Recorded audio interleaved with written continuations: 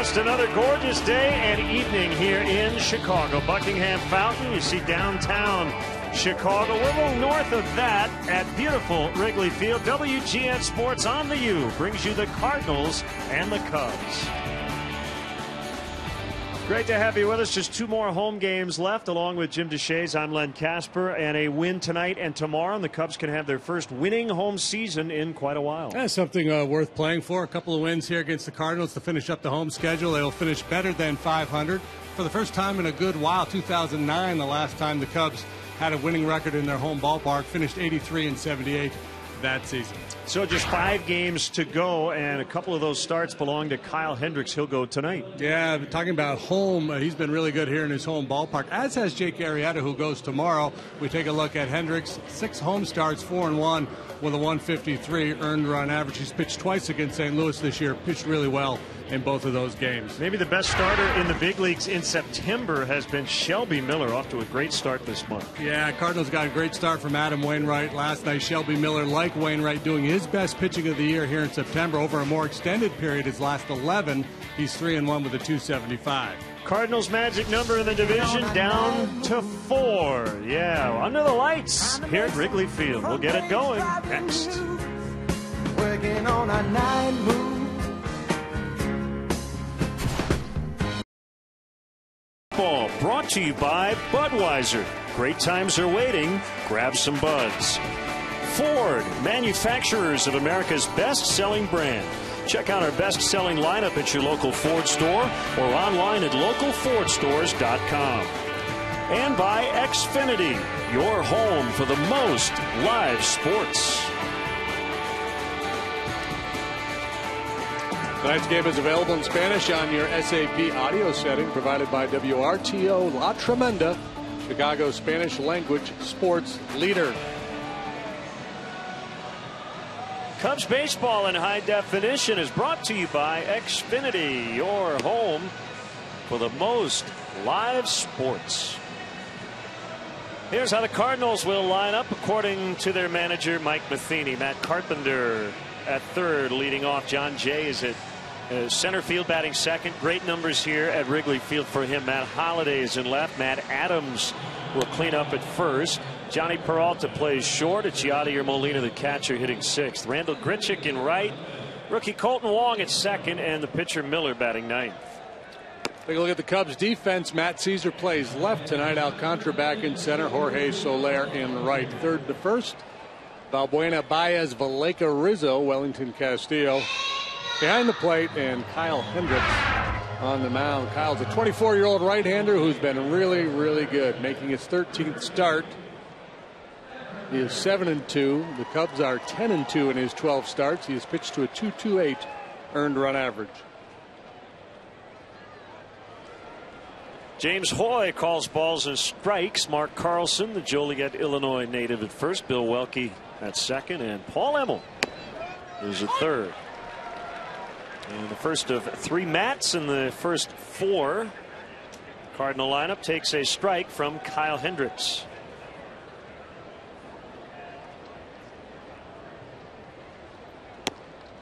Shows bunt, takes it outside, 1-1. What a night. Gorgeous. Couldn't ask for a better night. One more home game left. That's tomorrow night. Off day Thursday. Season wraps in Milwaukee Friday through Sunday. 1-2. 65 degrees. Basically no wind. Calling it east at 2 miles an hour. That's barely even a zephyr.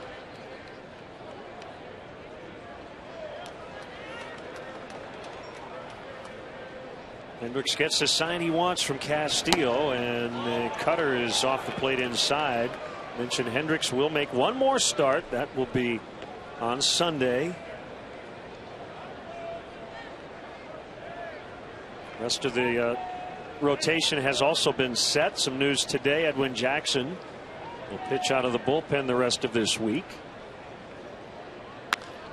Carpenter lofting one into shallow center, and it's a base hit.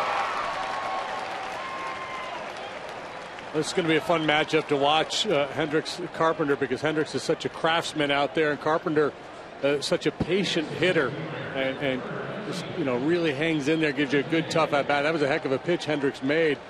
Carpenter out in front, but he gets a little good fortune, a little flare base hit.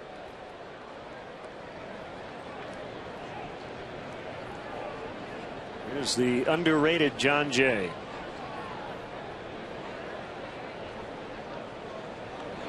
Doesn't hit for much power, but he's always hit for average.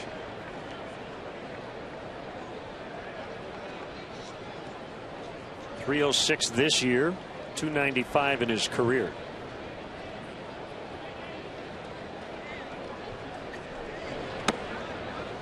If you look at his 5-year career to date, JD, you kind of know what you're going to get from John Jay. High average, good on base percentage, slug around 390, 400.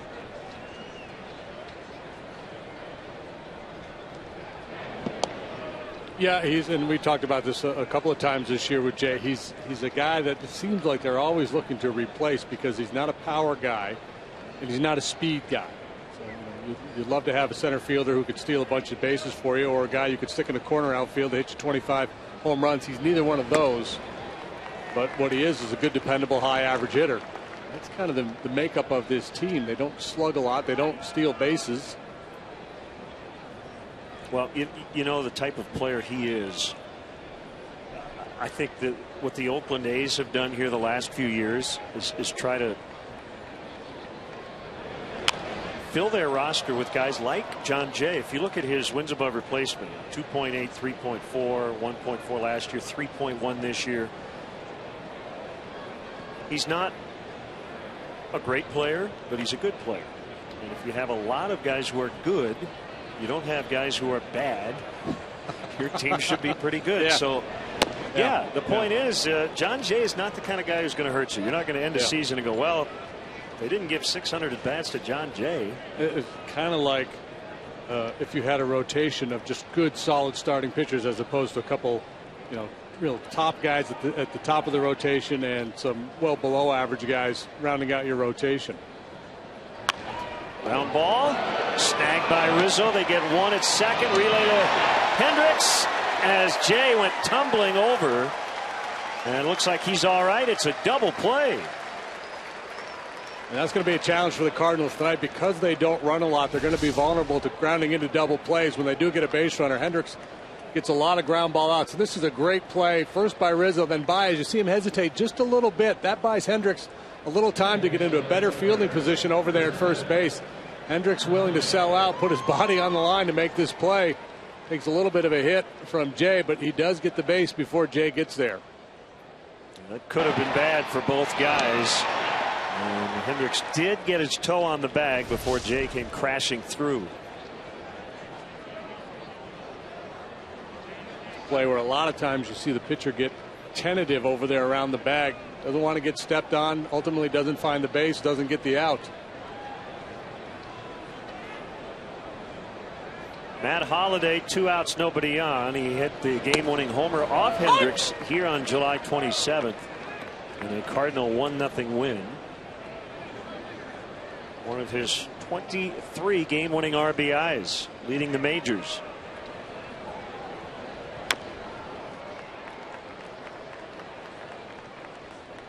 Yeah, I mean, the math is what it is. It sounds like an obvious statement, but if you have several what we would call plus players around the diamond, but you have 2 or 3 who are considered negative players, you kind of negate all the good stuff. And that's I think what the A's have done. I think a lot of other teams have looked at that. It's nice to have a couple of Mike Trouts, but those guys don't. They're not on Craigslist. No, they're hard to find. You can't just order that up. Go online. So I'd like to get myself a Mike Trout.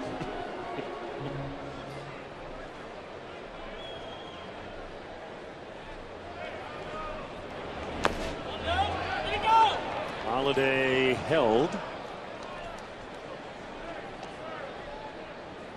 And unfortunately, when you look at the Cubs rotation this year, while they've gotten some major positives in terms of contributions from Samardzijas and Hamels and Hendricks and Wattas, and Travis Wood and Edwin Jackson have struggled so much. It's negated a lot of that good work as Holiday swings and misses, and that will end the inning. Single, double play, strikeout, and the Cubs are coming up.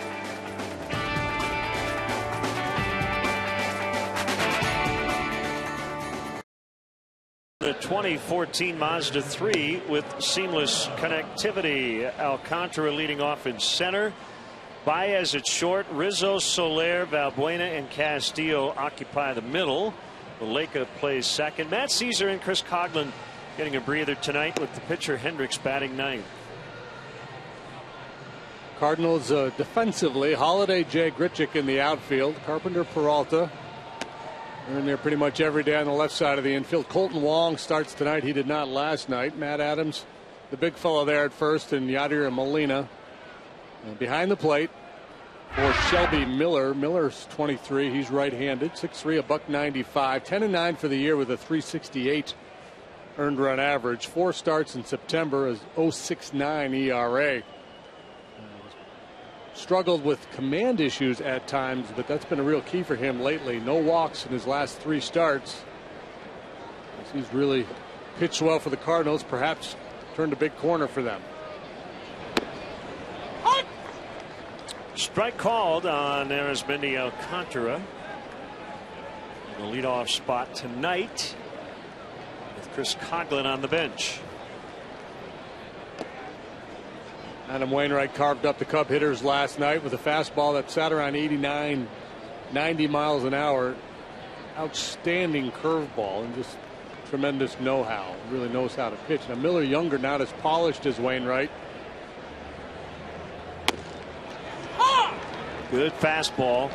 And we'll see how it plays out with Miller on the mound tonight. He's got a fastball that can reach 97 miles an hour. Typically will sit around 94. Curveball change and a cutter. Just about got that call, but couldn't buy it from the home plate umpire James Hoy. Mostly a 2-pitch pitcher. Fastballs and curveballs.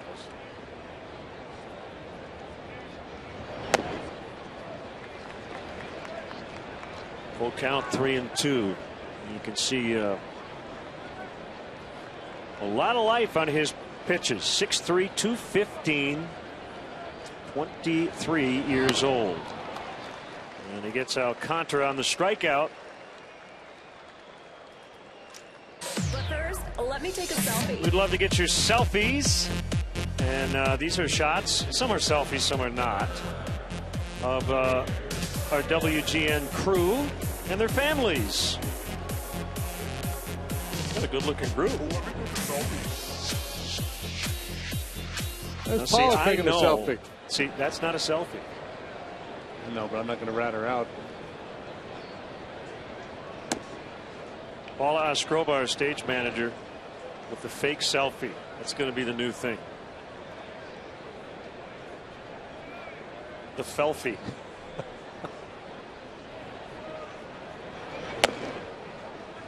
We're just a fakie. Send us your fakie.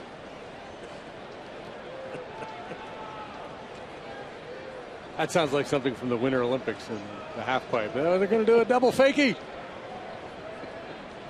Perfect Nogan.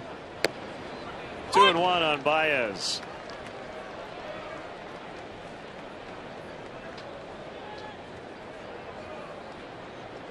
Miller made his debut in 2012. This is his 31st start this season. Over 100 innings tonight, or 180 innings this evening. 3-1. Rizzo on deck.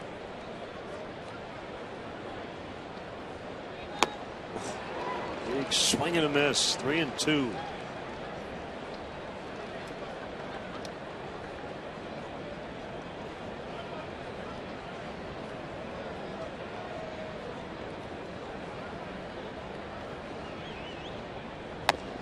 Got him on the riser. That's the pitch Javi's got to lay off. It's so hard to do that. Said it the other night. Well, for him, it's not only pitch recognition, but location. And that is not where he does damage. He's a good low fastball hitter. But what's happening right now, JD, it looks like teams are going up with the heat, down with the breaking stuff. He wants the opposite. He wants those mistake pitches. That one lined into center for Rizzo. The new career high for him is 142nd hit of the season. Earns a hug from Eric Hinske down there at first base. Well, yeah, and the other thing, Javi's he's just hunting baseballs right now. He's just seeing it and swinging, and he's got to become more discerning if he's going to have success up here. Rizzo out in front of that one. Solid line drive single.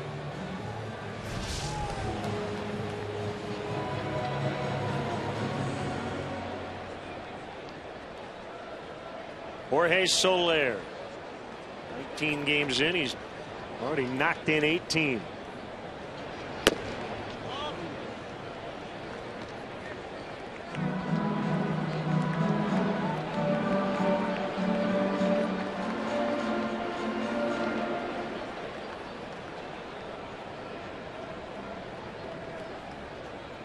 One for 4 in the opener.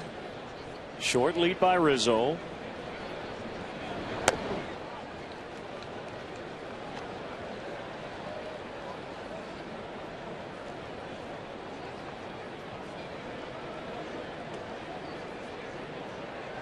Soler homered off Miller when the Cubs were in St. Louis. End of August.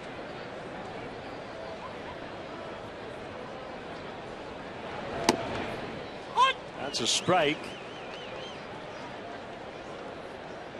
Cubs 4-4 on this homestand. They've got to win the final 2 to finish the home schedule over 500, as we noted right off the top. 39 up, 40 down here at Wrigley.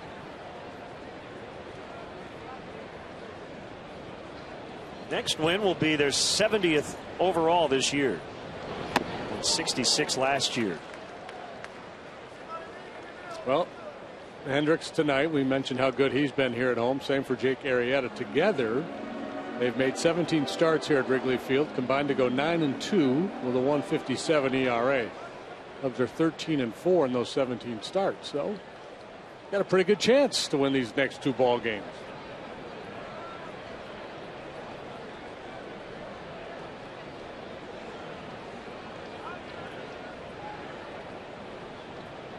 Two. He got him on the high fastball. So the 3 outs, all swinging strikeouts for Miller in the opening inning. WGNTV.com right now. Click on the WGN Sports Game Zone banner. Connect to all the up-to-the-minute stats and information while you watch from home. Game Zone is sponsored by The Great Escape. Curveball, pools, patio sets, play sets, hot tubs, and more. Underway here in the second. Hendricks to Matt Adams. Outside for a ball. It's 1-1. Great to have with us in the booth Randy Wayhofer, voice of the Iowa Cubs, and a guy who's very familiar with pretty much everybody in the Cubs lineup tonight, including the man on the mound. And Randy, welcome to the booth.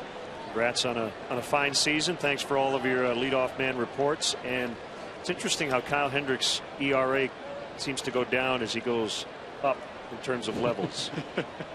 He's a special talent and a special guy, and it's great to see him have this early success and really get settled in. And thank you for having me. So you look around the diamond here. Does this remind you of a game at Principal Park maybe earlier this season? Yeah, actually all 9 guys in the lineup within the last 2 years have spent the last 3 years, I guess, with Rizzo and Valbuena from 2012 with significant time in Iowa. So this is fun to watch. Good changeup. That's his out pitch, and he gets a strikeout. Manny Ramirez, tell us about his work at Iowa as a player / coach, and I know he worked obviously with Baez a fair amount. He was an interesting guy to have around, and he really was one of the guys. Most of all, I think is the most interesting part to watch it from my perspective. He was out running with the relievers when he first got to the ballpark, and then he would do early work in the cage and take his BP. And I think the best thing that he had to offer was the example. Tony Peralta will get a new bat. And I don't know exactly what things he was telling them or not telling them, but I think for a guy who has his resume in his career, the amount of work he was still putting in at 42 years old to maintain his own swing, I think was a great example to remind the young guys of just how hard it is to be a great hitter year in and year out. And I think leading by example probably was as good a thing as anything else that he had to offer the Iowa Cub players this year. Bounced foul. You're not surprised, I'm sure, to see Javi struggle as he did in the first month at Iowa. When everything changed, what did you notice that he was doing differently? He was being more selective. He stopped swinging at everything. JD just mentioned that. Yeah, he has to be more discerning. Yeah, I think some of that is youthful exuberance, as well as just kind of some natural discipline to learn it at the plate. Kind of finding a balance there. A chance here defensively. 2 outs. It can be a great positive and a great negative to be so confident that there isn't a pitch you can't hit hard. Yeah, and that's a big part of the transition to being a successful hitter at this level, is knowing what you can handle and what you have to disregard. And I've seen it with a lot of hitters over the years, and they tell you, talk to them after a ball game the next day. I can handle that pitch. I can hit that pitch. And no, you can't. And if you can, you're not going to do much with it. So look for something you can handle. Molina drives one to right. Soler coming over. Foul, just foul. Boy, it gets tricky with the sidewall right there, hugging the line. Strike on Molina.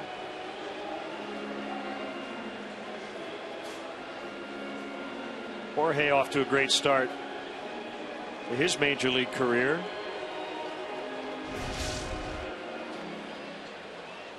You could tell there's something a little bit different about the way he viewed the game from the batter's box when he joined us, as opposed to some of the other younger hitters.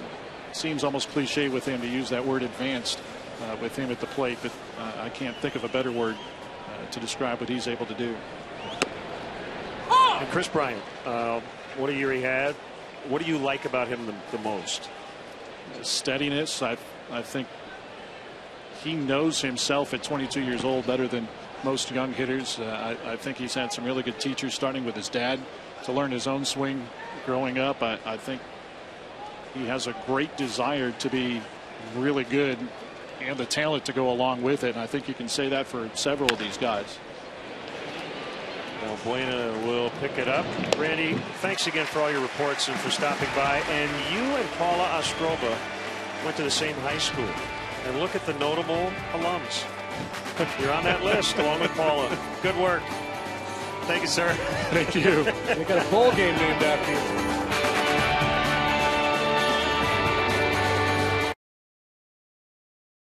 AD's baseball blog at WGNTV.com. Sponsored by Jeff Vukovich, your nationwide insurance agent serving the area for 36 years. To join the nation, contact Jeff at jeffvuk.com. Nationwide is on your side. Thanks again to Randy Weyhofer for joining us. In addition to his duties as the Iowa Cubs broadcaster, he ran media relations as well. And he said you just wouldn't believe the amount of media requests for Chris Bryant all summer long. There's a lot on that young man's plate. Yeah, and he handled it all very well. Yeah, there's so much focus on the minor leagues now versus a generation ago. All the prospect lists and all the different publications, and baseball fans are much more clued into who's on the way up than they were years ago. Obviously, when you have a resume like Chris Bryant, you're going to draw a lot of attention. We're on a 1-1 to Valbuena, and he fouls it off.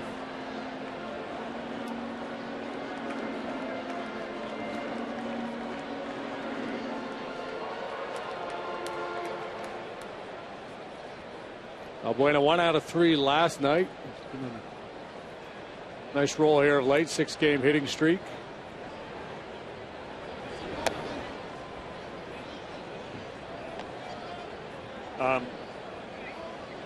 We were just told here via Twitter, Drew O'Neill says a fakie is a term in snowboarding. Oh, so see, that was close. Yeah. Maybe there's something triggered there. Man. You ride backwards. It says snowboarding with the tail facing in the direction of travel. So it's called fakie. Balbuena draws a walk to start the inning. They've been doing a fair bit of that lately as well. So first walk issued by Miller in a while. Something that has bothered him at times this year, among the league leaders in walks issued.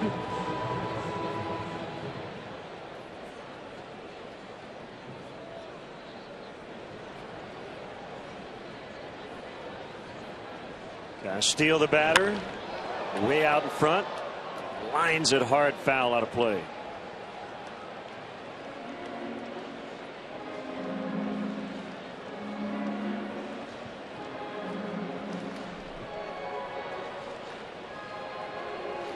We had a notable alumni from Alonzo Stagg High School, Brownwood High School, Brownwood, Texas. That's where Shelby Miller went to school. Jerry Don Gleaton,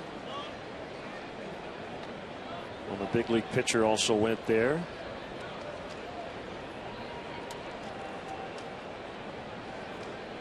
As a senior in high school, he struck out 154 in 77 innings. Shelby did, or Jerry Dunn? Shelby did.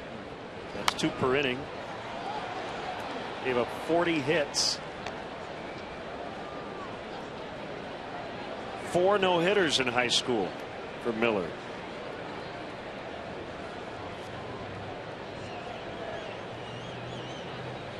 First rounder in 2012, 19th overall pick.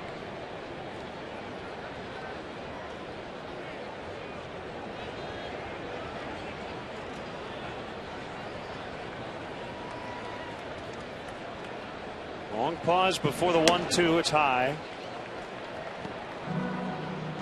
Yeah, guys with good curveballs. Yeah, you see a lot of high fastballs. Try to change the eye level, then the curve, working that zone vertically. I was talking to a couple of scouts earlier today about Miller. I've seen him recently, and they feel like he needs to throw his cutter a little bit more. Finish things off for him. Castillo gets a hold of one to deep left, and it's gone. It's a 2-run homer. Cubs have their first runs of the series, 2-0. Probably should have thrown a cutter right there.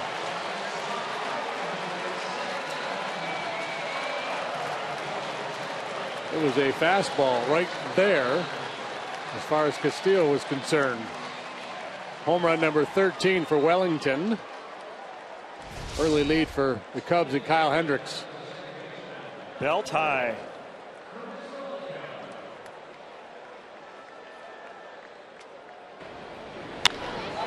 Belt high and belted.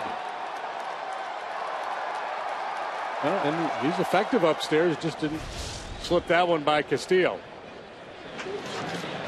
It's a risk reward pitch when you work fastballs at the top of the zone.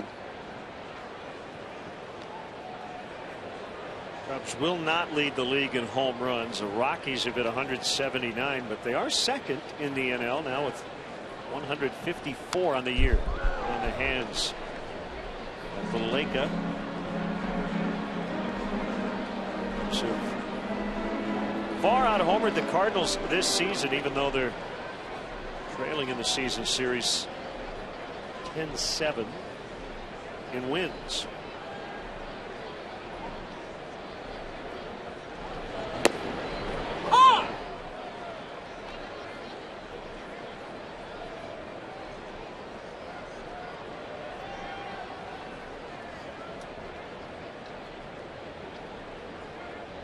Has now given up 21 homers on the year.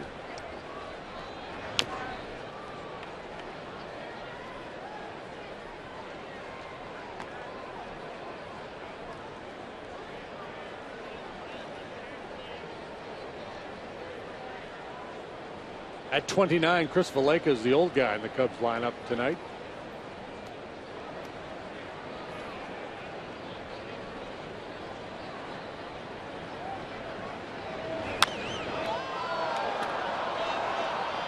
Randall Grichuk puts it away for the first out. Right now is a great time to plan your 2015 Cubs spring training experience. Go to Cubs.com/Mesa to place a deposit on season tickets and secure the best seats available. Individual spring training tickets will go on sale in January. So be sure to visit Cubs.com/Mesa, and there you'll find all the latest updates. Matt Caesar playing left. Starlin Castro will not play this week. The ankle injury. There's not enough time left for him to come back.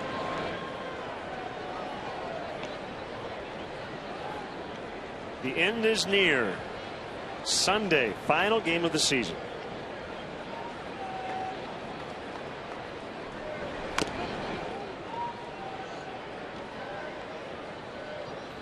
I got Sinatra in my head.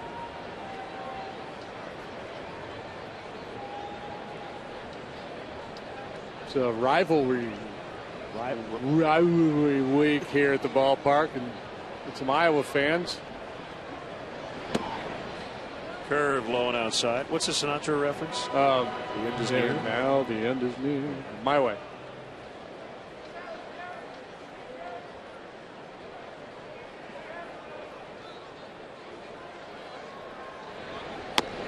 Strike three call.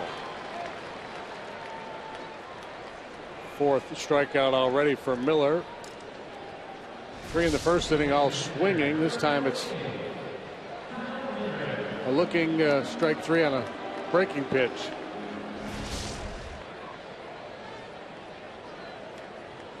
I guess a cutter. Ground ball by Hendricks, bobbled by Wong, but he has plenty of time to recover, and the inning is over. A Nebraska fan as we go to break. 2-0.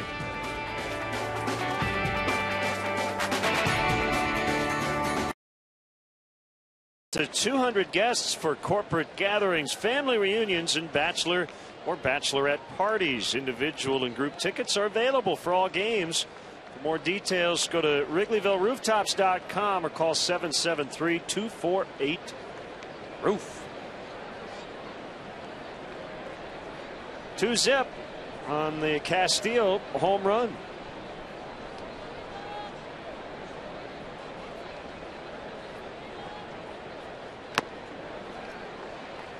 Swing and a foul tip by Randall Grichuk. First round pick of the Angels in 09. He's from Rosenberg, Texas. Came over with Peter Borges in the David Freese trade, November 22nd. There's a big Czech festival every year in Rosenberg, Texas. Grichuk, that might have Czechoslovakian roots, that name. Fly ball well hit deep to left. Caesar's back on it, and it bangs off that door. Grichuk will easily make second with a double.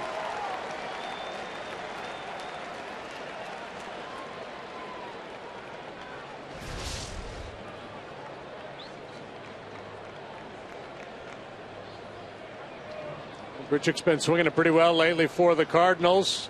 Caesar couldn't run it down. Waits plays the carom, but an easy double for Grichuk. And Hendricks pitched around a leadoff single in the first. See if he can do the same after the leadoff double here in the third. He's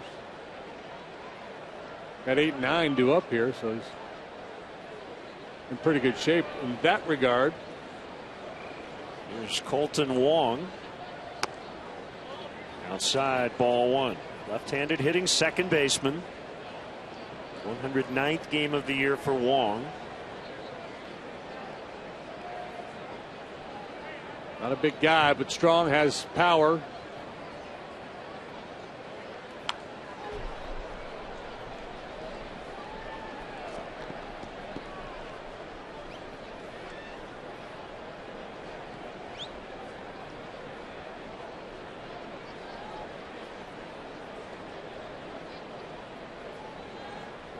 Pitcher Miller is on deck.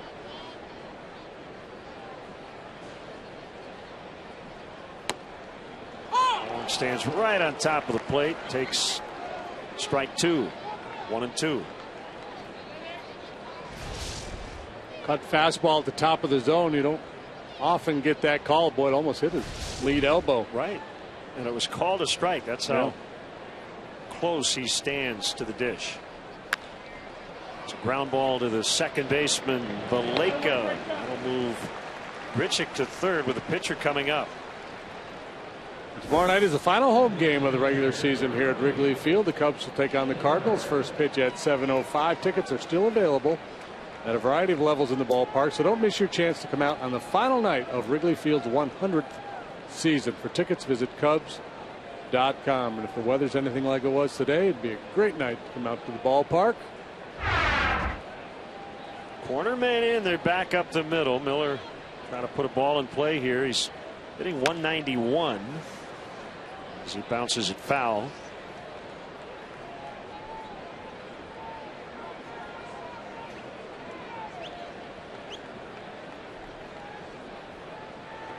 Joe Pausback, nice job.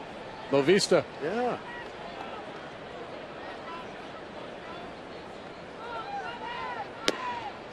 Good try. Hendricks, he's more of a pitch to contact type pitcher. But in certain situations, you're thinking strikeout, and this would be one of them. And get him to offer at that pitch off the outside edge.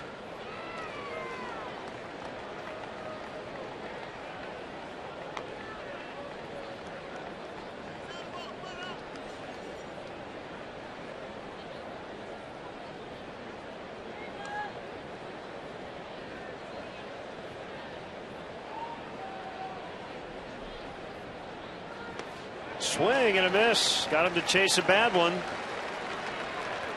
Well, that's what Hendricks needed. Yeah. And granted, that's the opposing pitcher, but Miller handles the bat pretty well. But Hendricks is just one of those guys. He has such a good understanding of the game and how to execute pitches. Need a ground ball to try to get to.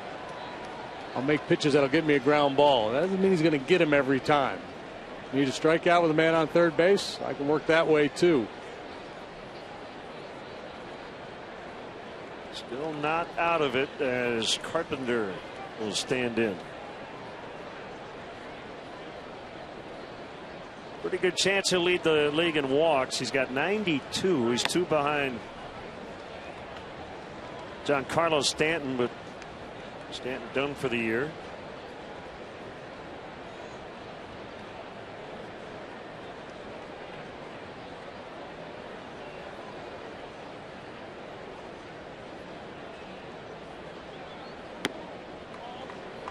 Didn't miss by much. 2-0.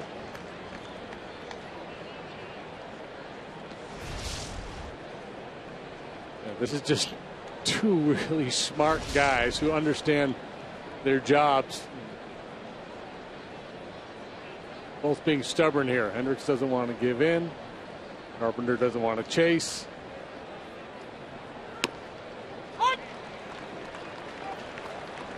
Right now they're 2 batters with 100 walks in Major League Baseball.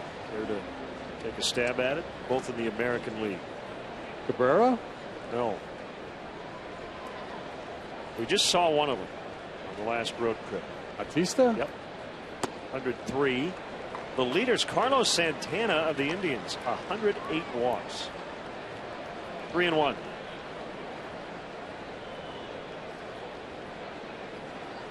Ryan Howard, the leader in strikeouts. Actually, 2 Phillies pacing baseball. Marlon Byrd with 180. Howard with 183. Ian Desmond also has 180. Mike Trout 177 punch outs. Right on cue, I guess. Carpenter draws his 93rd free pass of the year.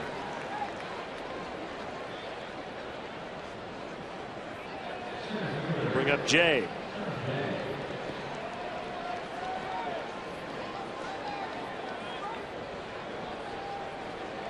Yeah, so clearly Hendricks didn't want to give in there to Carpenter, but you got to be careful early in the ball game. Anytime you put a man on base, obviously, you increase the chances that he comes around and scores, and you're still at that stage here just early in the third inning where you're trying to stay away from the big inning. With Holiday on deck, this becomes a critical at bat.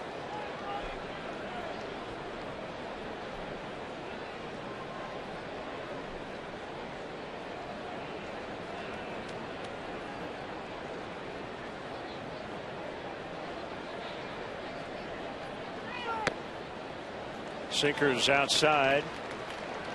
And with a 2-0 count, Castile will head out.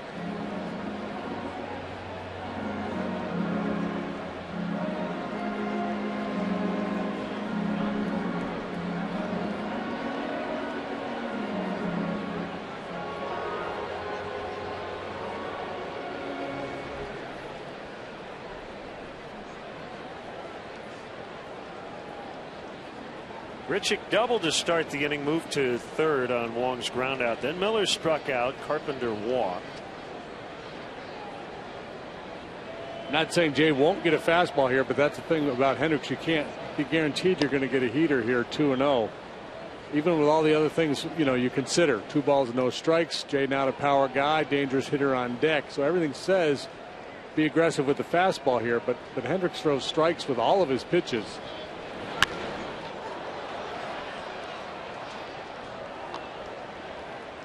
Maybe just a little backdoor cutter there.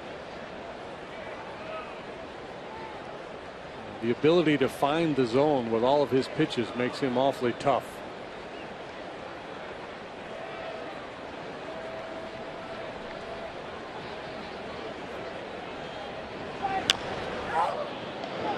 Rizzo will underhand. He kind of looked around. Where's the best play? Second base. That's where he was headed. And the inning is over. 2-0 Cubs.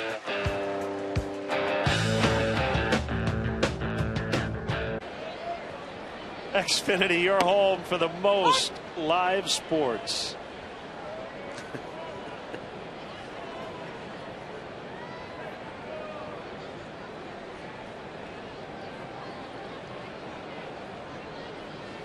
There's the 0-1 on Alcantara. It's a strike.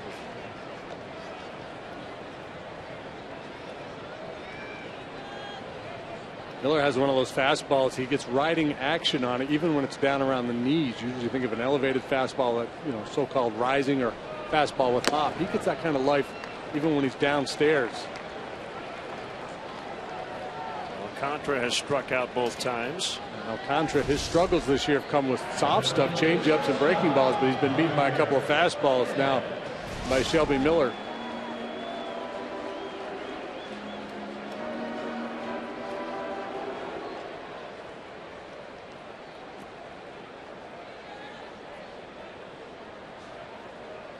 Baez fanned in the first. There you go. Laid off that high heater. Yep.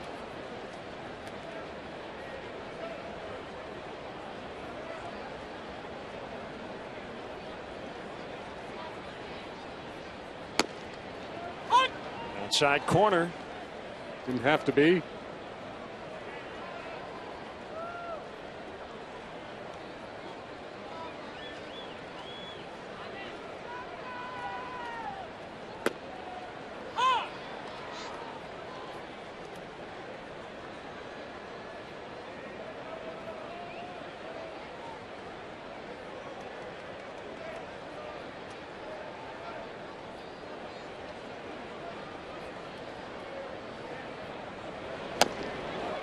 Swing and a miss. Strike 3.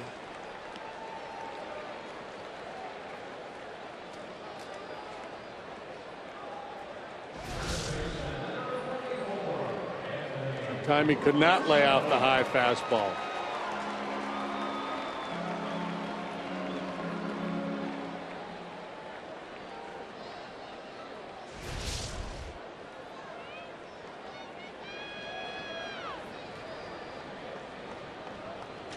Here's Rizzo. He singled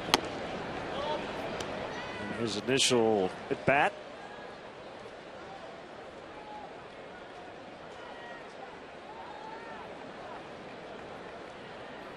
On the final vote, made the National League All-Star team. Ground ball into right past Adams. Rizzo 2 for 2.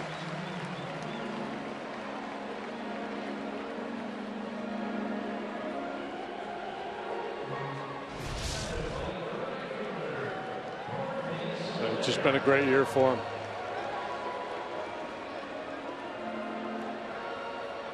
Cubs really missed his bat, and they missed him at first base too while he was out with the bad back.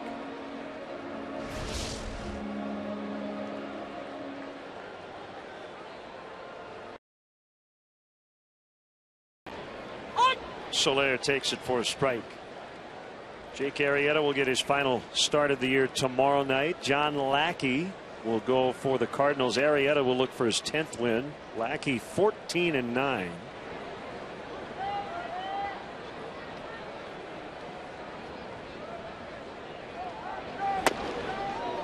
The only way the Cardinals can clinch the division outright while they're still here in Chicago is to win tonight and tomorrow night and have Pirates lose both games in Atlanta. The magic number's 4. Pirates are leading 3-2 over the Braves in the bottom of the 6th at Turner Field. Travis Snyder has hit his 12th of the year. He's been a very nice support piece for the Pirates this year. Garrett Cole doing the pitching for the Pirates this evening against Alex Wood. Talented young starting pitchers.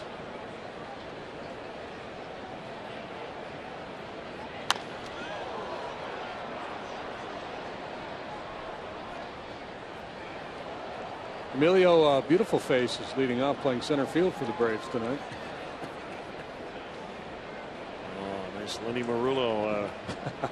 That was a highlight of this year. Yes. Lenny Marullo, so good. old Cub. He was, how was he, 90 years old? Lenny up here? Lenny's 90 and change? 98? Isn't he?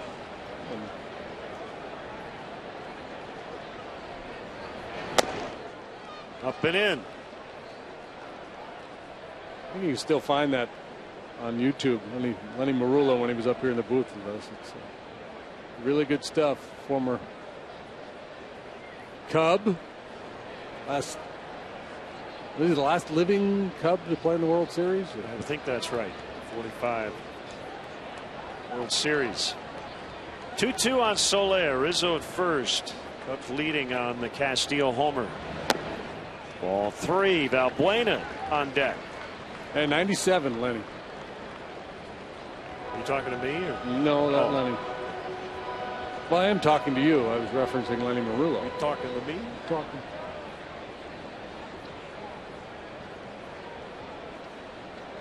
Get the sign, realign the bone chips, go to work.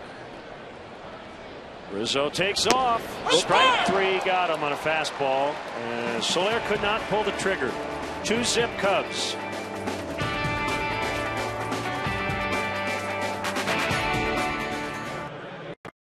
Schedule tomorrow night to wrap up the Wrigley Field portion of the 2014 schedule, and then Friday, Saturday, Sunday in Milwaukee we'll have the final 2 games on WGN. Ford, go further in any one of Ford's many fuel efficient vehicles. Check out America's freshest lineup at your local Ford store or at localfordstores.com.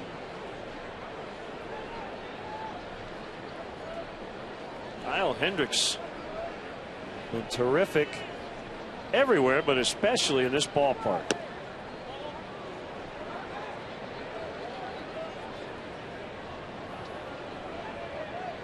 Cubs need a good outing.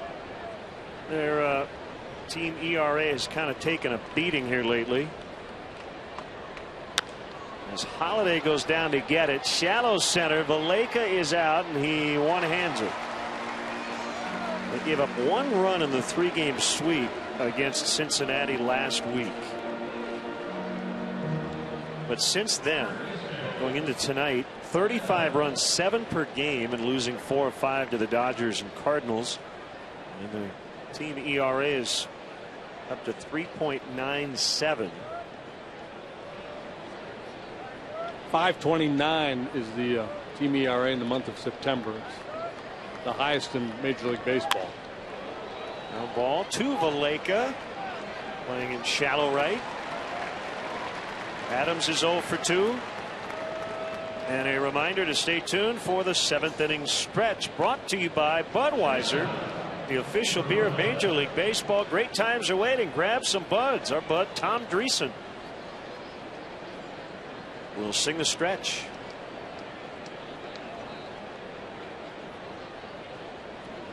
Maybe that's why I had Sinatra going in my head earlier. Right.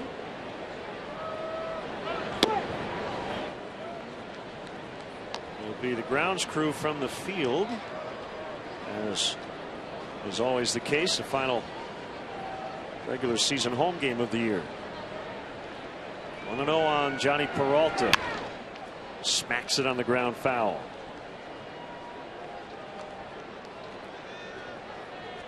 So Sandy Alderson gets an extension through 2017. Terry Collins is back next year, and based on some of the Twitter reaction, sounds like Met fans are not too happy about that. Well,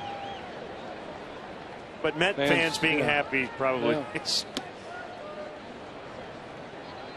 hard to come by no matter what. Mets are currently 4 games under 500. Actually had a pretty good year. I don't think anybody had high expectations for that club. No.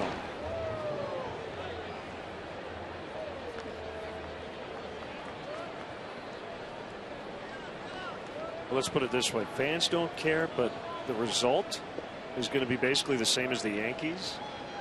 And their payroll is what? Way less than half? Probably.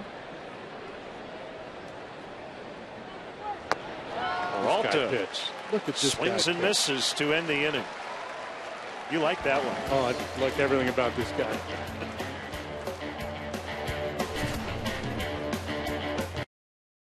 And let's give a warm Cubs welcome to First Sergeant Hawkins. The Cubs and Bank of America thank you for your service, sacrifice, and dedication.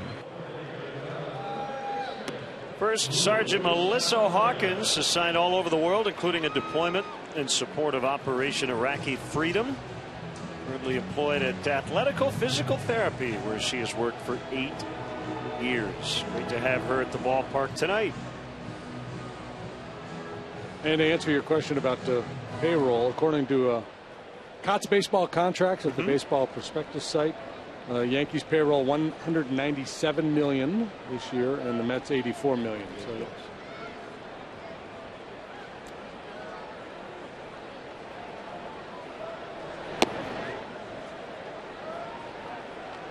One 1-0 on Valbuena. Leadoff walk in front of the Castillo 2-run homer in the second. So if they can do a repeat here in the fourth. It's an interesting dynamic. I mean, it's part of the job. Every manager knows that when they go in. You're hired to be fired. You know, it's only going to last so long. But it's interesting that, you know, I mean, your job is a pretty important deal. And people just, it's kind of cavalier. Fire that guy. Get rid of the bum. Yeah, it's a pressure cooker, especially in New York. I think Terry Collins has handled it pretty well. And there were some questions when he got hired. What, 12 years after his last job? Yeah. Well, and that was, you because know, of his temper. Right. That was the reputation he had earned in the game as being kind of, you know, he's fiery for sure, but at times, I guess, to a fault. And, you know, he has said publicly, hey, I learned from those mistakes in the past.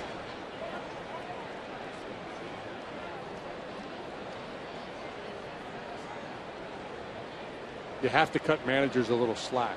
I mean, there's so much pressure. I mean, they're invested every day. You know, starting pitchers and managers, the won-loss records kind of get hung on them.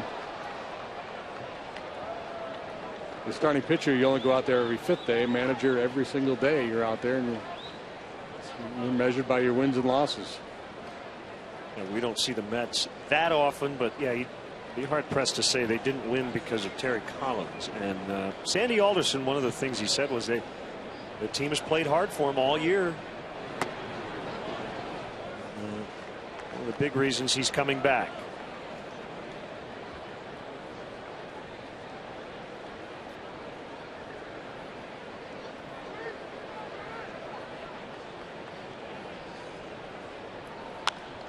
Hit hard, but foul by a couple of feet.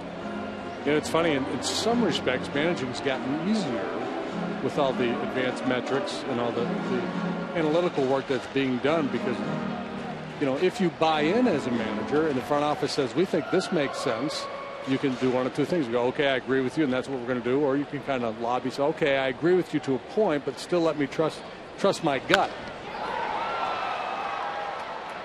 Jay gets to the spot for the out. The managers, like the players, have more information at their disposal than ever before. Yep. It's good information to have, and I'm sure Shelby Miller will try not to throw the ball right where he did the last time.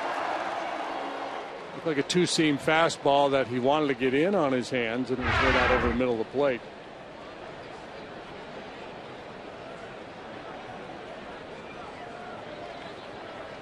I think it's gotten harder to manage and do things kind of by your gut. Yes. Don't you? Well, I think it's harder, but like I said, I think because of all the information that's handed down to you, if you buy into, we want to shift on this guy, we want to platoon, we want to use this guy against this pitcher. I mean, it's all right there. All the numbers are presented to you, so you can take it and go, okay, there's our plan. Let's run with it. Now the challenge is managing the players, the guy who has to sit on this given night, who feels like he's an everyday guy, but the data says, well, you know what, tonight you need to have a day off because my information says, you can't handle this guy's sinker or whatever. We're going to put our shortstop over in the hole, and we're going to put our second baseman on the other side of the infield, and the pitcher says, wait a minute, that's not really what I want to do. So it's managing players and dealing with all the new information. Good cutter for his 8th strikeout.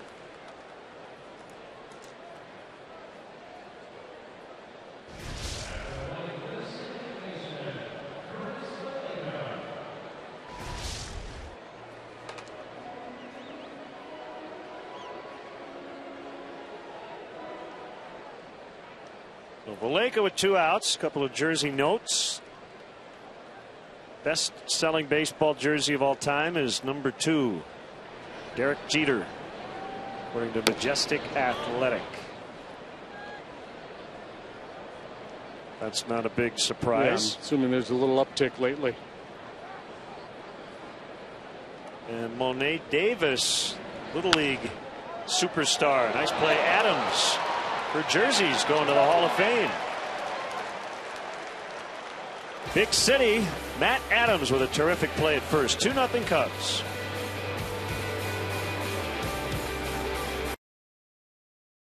Your team week. The Fighting Illini will duke it out against the Northwestern Wildcats. Support your Big Ten school and receive a special Cubs t-shirt featuring your school colors. The Big Ten rivalry promotion is only available through Cubs.com/special events. Be part of the Big Ten fun. Cut and a miss by Molina. A curve from Kyle Hendricks. Hohan just shutting him out through 4. He throws strike 1 frequently, but he does it with a lot of different pitches, and he's not just throwing fastballs over the heart of the plate.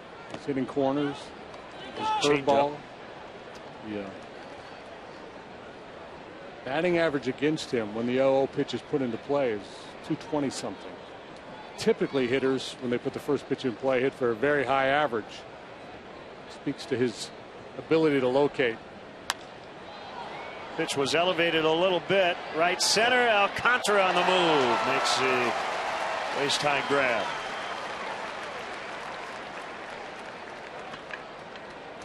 Little drama, but ultimately put away by Alcantara. Either guy could have made a play on that ball. Alcantara takes charge. Soler yields.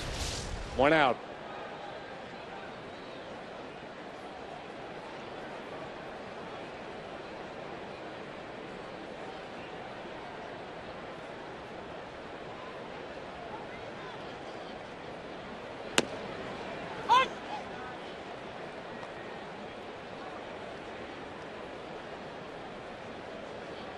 Hendricks went to Dartmouth.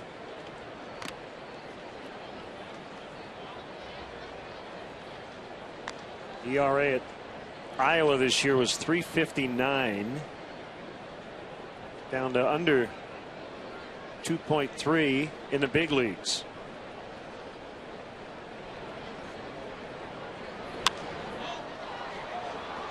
Popped up near second base. Baez at the last second.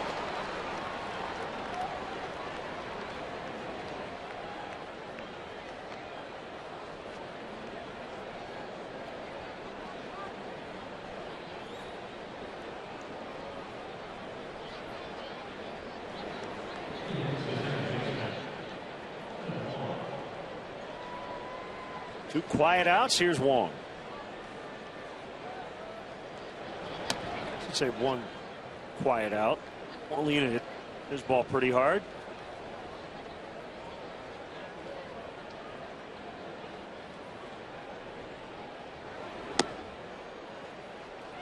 Curve is low.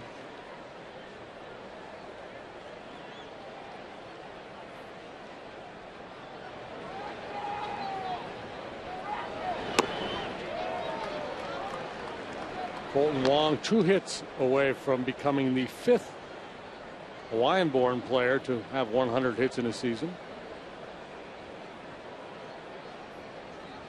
If Hawaiian baseball players was a Jeopardy category, would you call for it, or would you go for like potpourri? Are you strong in your Hawaiian baseball trivia? Yeah, well, I don't know if I'm strong, but yeah, I'd take a shot at it. Change up, hopped into left. Hendricks isn't going to let us. He's just going to get everybody out in a hurry. Some time. Season doesn't end till Sunday. 2-0.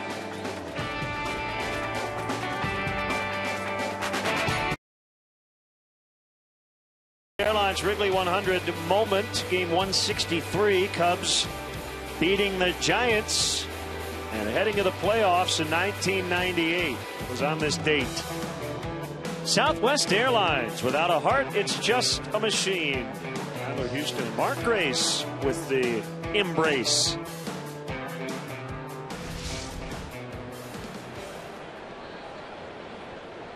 Kyle Hendricks shutting out the Cardinals through 5. It's 2-0. As Matt Caesar takes a strike. All right. Hawaiian baseball trivia. Yeah, so the note is what do we got?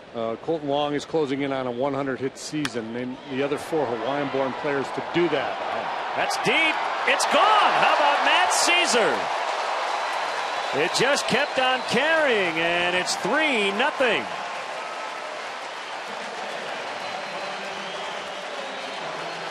Number 2 for Matt. They got number 1 in Pittsburgh. A towering drive right down the left field line. This time more of a line drive in the power alley. Good carry. Good backspin delivered by Caesar. You see it there. The finish.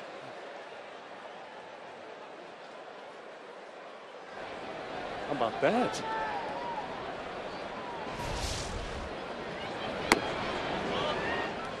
Home runs number 21 and 22 allowed by Shelby Miller this year. Hendricks benefiting. All right, so how many guys do I have to come up with? Just want to make sure he doesn't hit a home run on this pitch. 4 guys with 100 hit season. Yeah, Hawaiian born players. Ground ball, base hit. How about Benny Akbayani? Yes, he did it in 2000.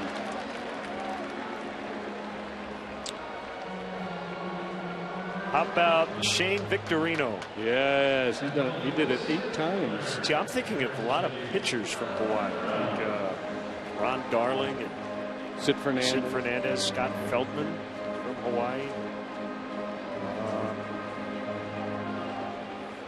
Well, there's 4 that have done it, and you've gotten 2, so you've already got a passing grade. Give me a hint on the other 2. Like one is active. One is active. Yes. Ooh. And the other guy did it in the 70s.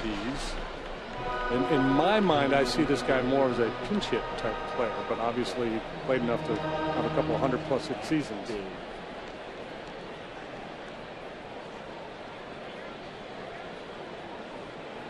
team? Player? Player? I'll give you position. Active player is a catcher. Oh, Kurt Suzuki. You are correct. And the 70s player did it in 71 and 73. Probably not going to get it. And I have him with the Braves. Mike Lum. Well, Mike Lum spent some time with the Cardinals as well, I believe.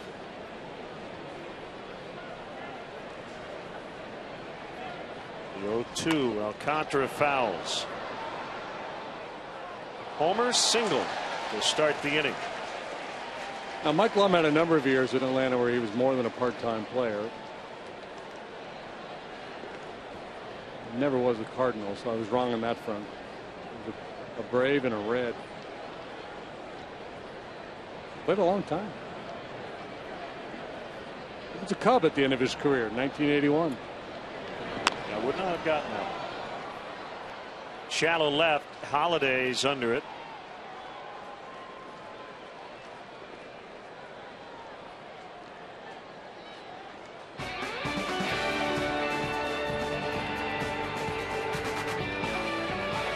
Cubs baseball brought to you by Budweiser. Do we have the read? Where is it? The official beer of Major League Baseball. Great times are waiting. Grab some buds. It looks like my desk at home. It's right here. It was under here. Under the home office paper. in Honolulu. Great times are waiting. I think we would have had it memorized by now. Rising fastball missing on Baez. Grab some buds.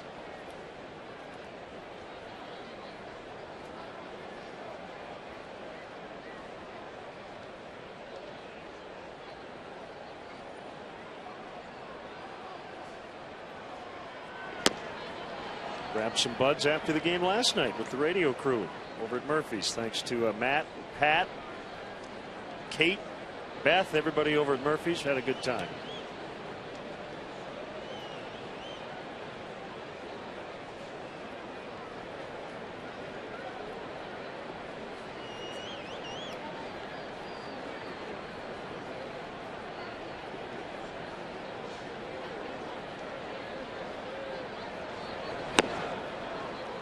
Cut and a miss.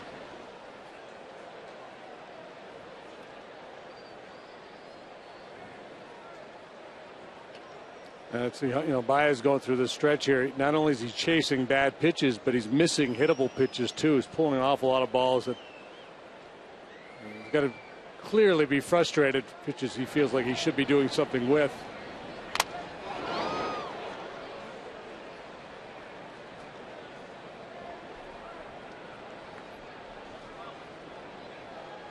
Molina says he's okay.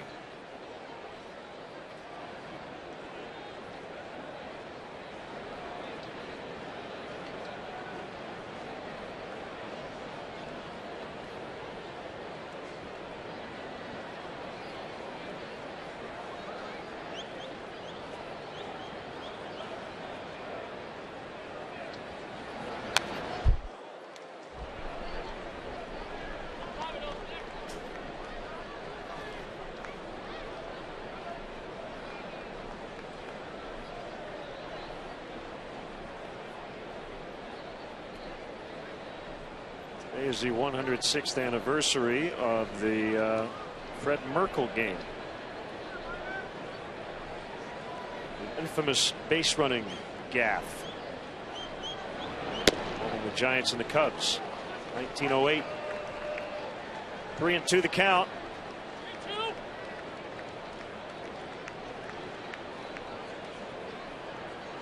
Tough to send Hendricks here by as a big time strikeout candidate. And no chance Hendricks is moving here. Ball 4.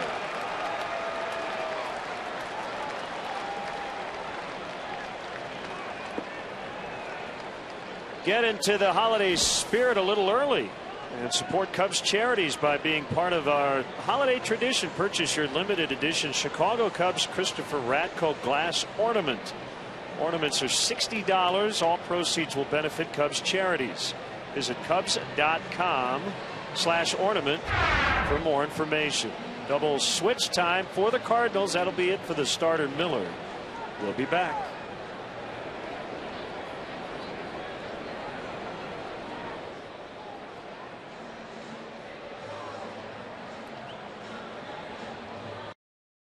GN Cubs. Kenny Lyles with the selfie. Some of them are, some of them are not. Let's say that's not, right? Paul Carey. That looks like one. Jim Tianis and his son. Oscar Taveras now into play right and will hit ninth. Part of a double switch. And Tyler Lyons is in to pitch to Anthony Rizzo. First and second, one out. Cubs leading 3-0. Mike Matheny playing the matchup game here, bringing Lyons in to face Rizzo. The lefty is 0-4 with a 4.50 ERA, 10 big league games this year. Strike called. Not a hard thrower. Good breaking stuff. He's faced 36 left-handed batters this year, allowed 3 hits in those plate appearances. Foul tipped, 1-2. Final week of the season playing out like a playoff series for Mike Matheny. Cardinals playing really good baseball, but not able to get much separation from the Pirates. So he's down 3, trying to minimize the damage.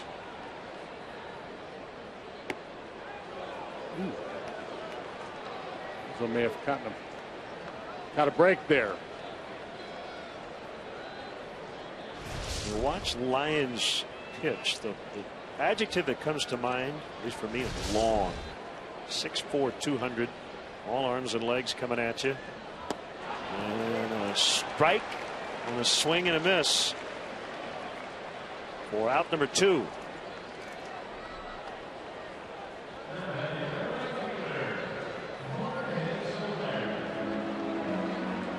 Yeah, he has real arm action, doesn't he? So advantage gained with bringing the lefty in to face Rizzo. Now swings in Soler's direction.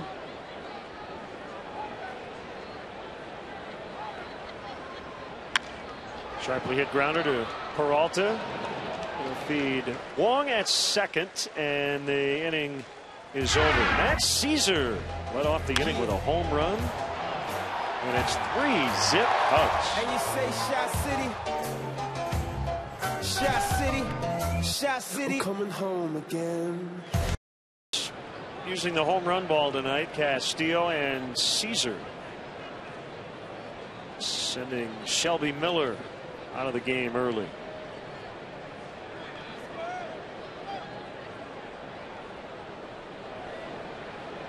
There's Oscar Taveras.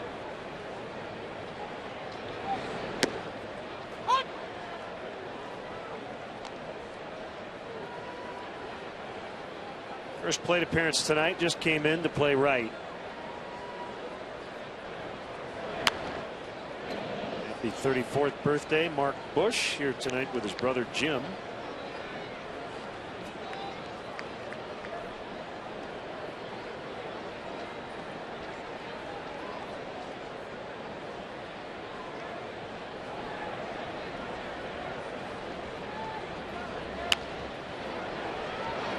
Softly placed into left center. Returned by Taveras. Leadoff single.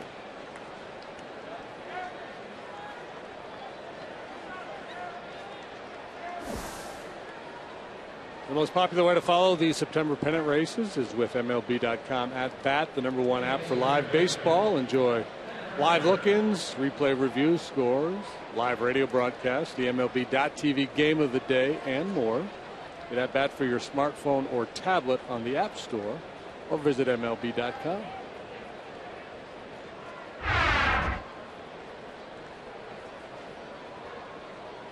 Carpenter, a very patient hitter. Every now and then he'll try try to ambush you early. Not that time. That time. He was singled and walked. Happy 23rd birthday to Ritz Hoffman for Fred and Grant.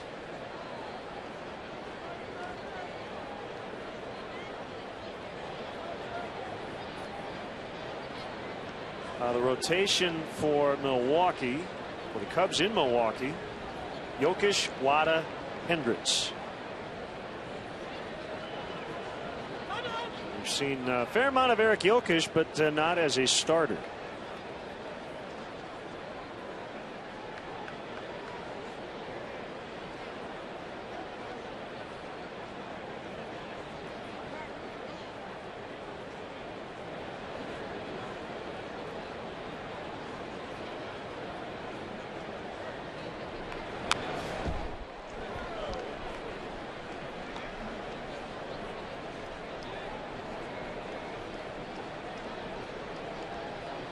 Three hits for the Cardinals tonight, 2 of them soft. A little flare by Carpenter to get the ball game started. This one here by Taveras.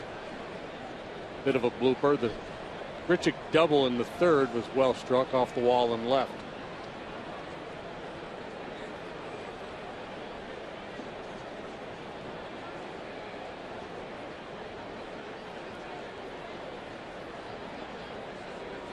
Hendricks set at the belt. Here's the pitch.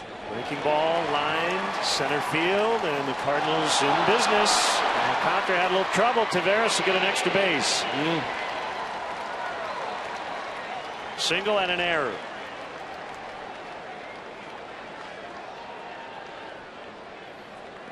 The Cubs have been sloppy lately. This plays, sometimes whether it's a speedy guy going down the line or a guy will force an error. They've had some sloppy plays lately. This time Alcantara's peeking up, trying to read the base runner, and forgets to catch the baseball.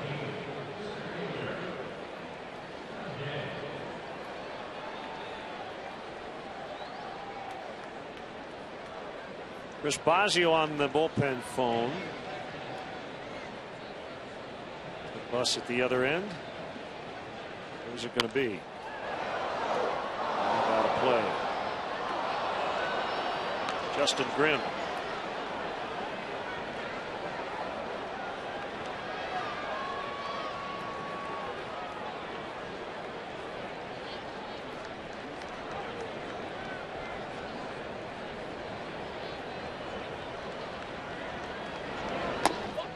Almost hit him. John Jay, believe it or not, has been hit 20 times this year, most in the majors.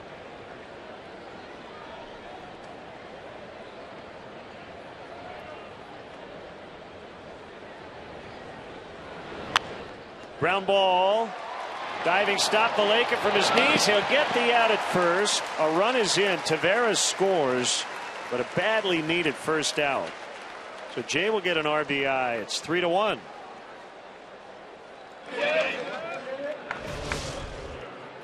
The Cardinals break through. Hendricks gets his ground ball, but obviously there's only one play to be made there, and Valleca does a nice job getting that out at first base.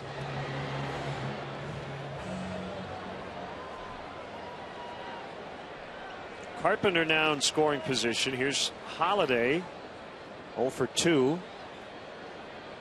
Before he bats, Chris Bosio will head out to the mound.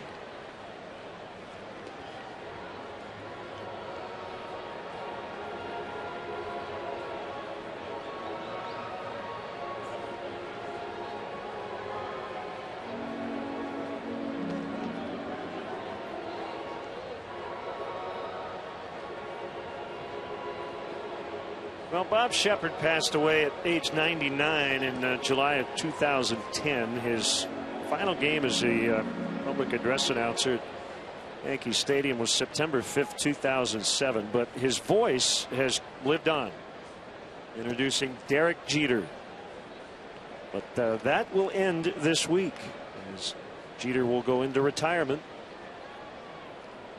So will Bob, the voice of the voice of God.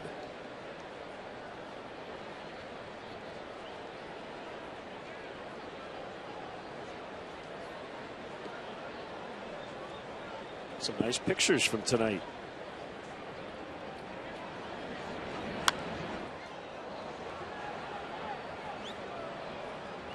ball strike on Holiday.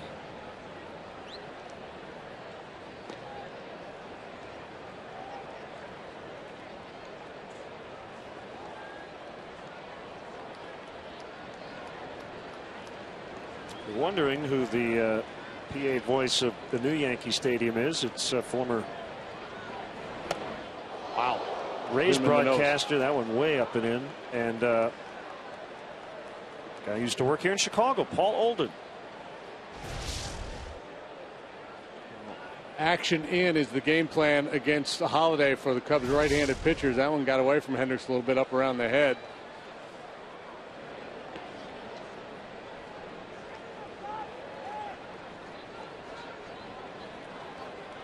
Power numbers much better for Holiday in the second half of the season. Lack of power from Holiday kind of been an ongoing story in St. Louis for much of the year, certainly in the first half. But slugging .518 since the All-Star break, 13 home runs in the second half of the season in 222 at bats, compared to 6 home runs and 339 at bats before the break.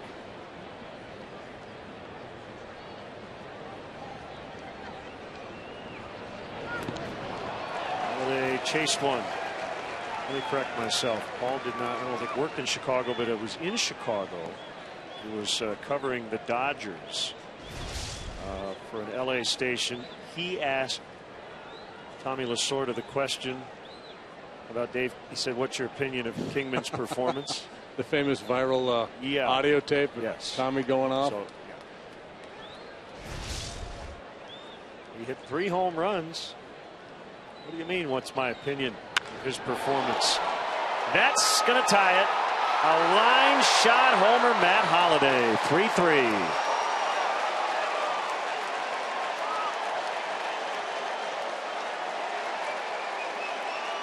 Not much doubt about it. A rope into the bleachers. It's all of a sudden tied. Yeah, boy, and Holliday had some big hits against the Cubs in the series. Last month in St. Louis, fastball up around the nose didn't intimidate him. He stayed in there and delivered his 20th home run of the year.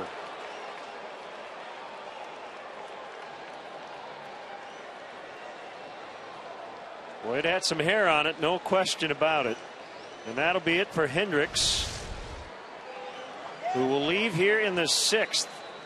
And you see what Holliday has done against the rookie this season. We'll be back to Wrigley Field in a moment.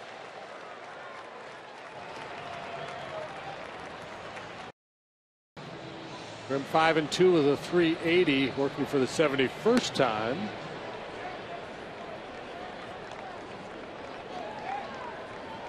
Had some struggles early in the year, but the last month and a half or so he's been really good.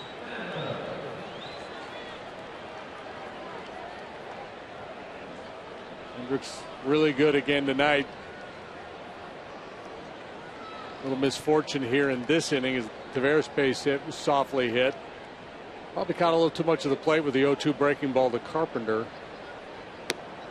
And then Holliday got him, but all in all, another solid effort for the rookie.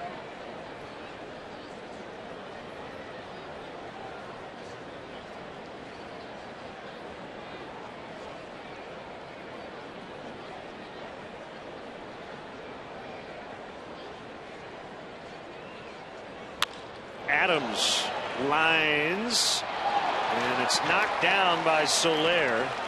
Good thing he didn't let it get it by him. It would have been probably 3.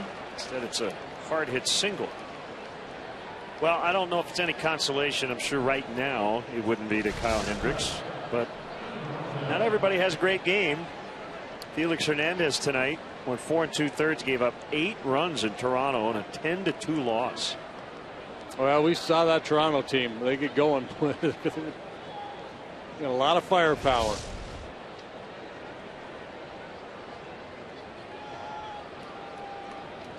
There's Peralta. It was late on 95.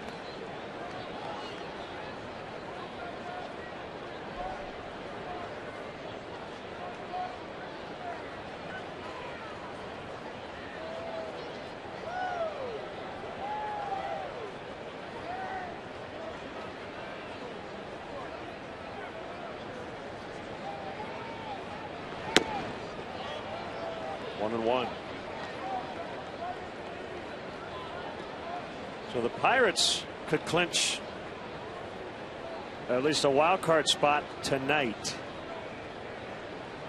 The Reds beat the Brewers 3-1. The Pirates lead at Atlanta 3-2 as they head to the bottom of the ninth. So if that score holds up, they're in the playoffs. What a collapse by the Milwaukee Brewers. First place for most of this season, April 5th up until the final day of August. The Cubs beat the Brewers to start September to knock Milwaukee out of first place, and they haven't been there since. They're going to go home empty-handed completely.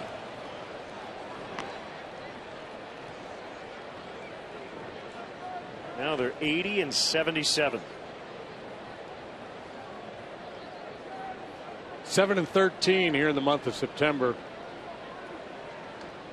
Mostly on the bats. They've pitched pretty well. They just haven't scored.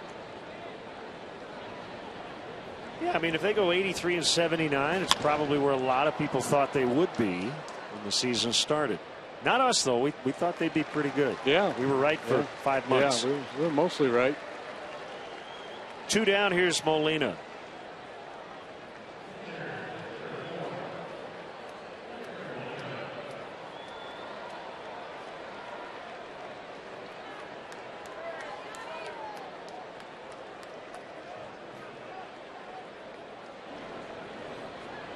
So we thought that 3-game series would have some meaning in terms of the playoffs this weekend, and nope, be the case.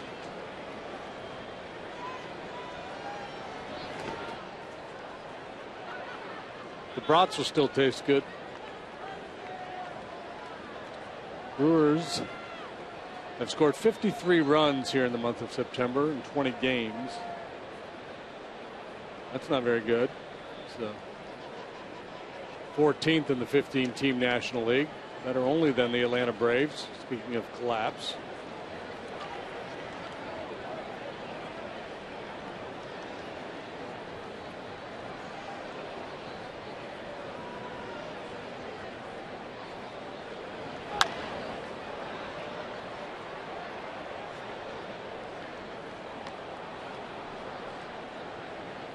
Atlanta 4-15 in the month of September.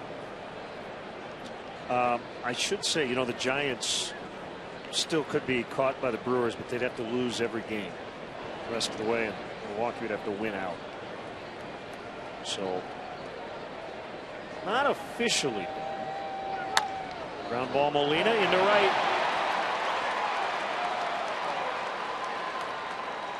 His first hit this evening.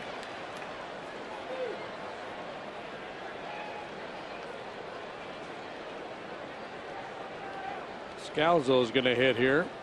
Pitcher spot. Molina pretty adept at getting on top of that high fastball, and that's what he does there. This little ground ball single.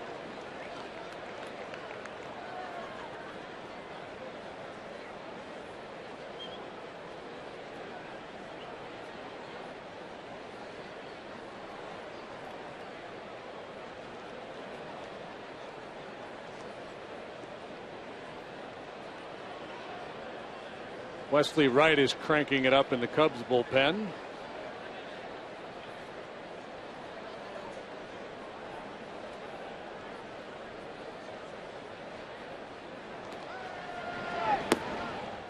It's low.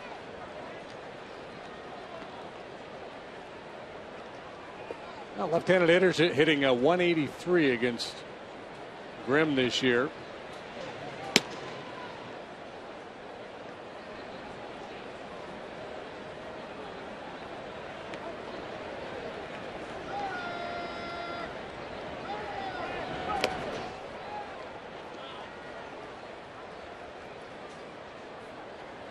Dane Perry of CBSSports.com. We might get that Wright and Wong matchup that I think we saw earlier this year.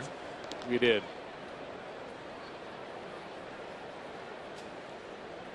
Actually, he gives credit to Jeff Passan from Yahoo. There we go. Okay. Jeff Passan from Yahoo Sports reporting that John Schuerholz has offered John Hart the permanent GM job at Atlanta. So Hart brought on an interim basis. Apparently, if he wants it full time, he's got it.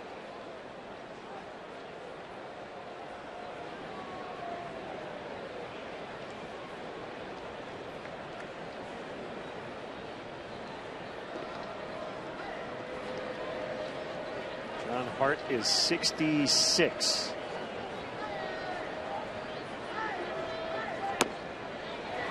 I say he takes it. Meaning he should or he will? I will. I'm betting that he will.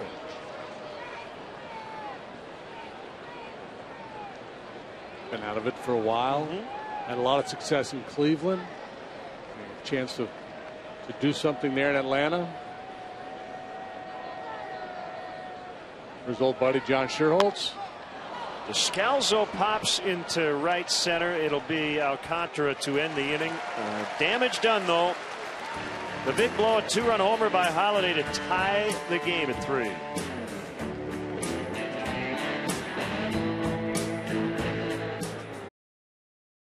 Fan cam.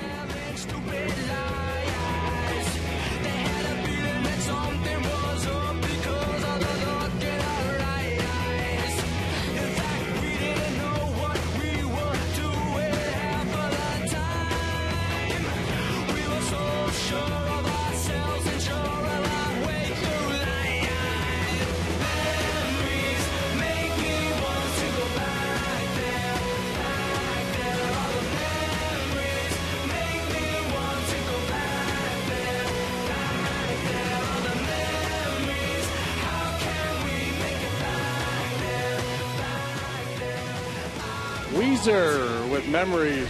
We can send us your Cubs selfies at hashtag WGN Cubs, and we may use them in our fan cam.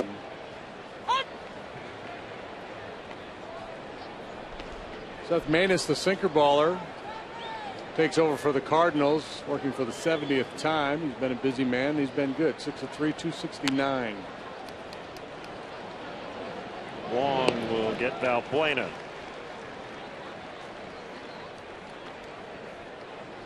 3-3 tie here in the 6th. That guy's done a lot of damage against the Cubs this year. Matt Holiday.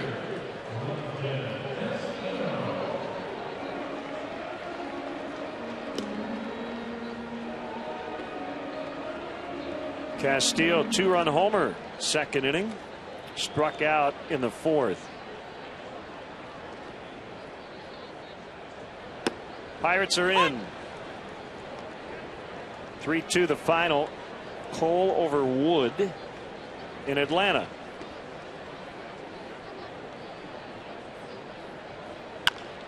Bounce to third.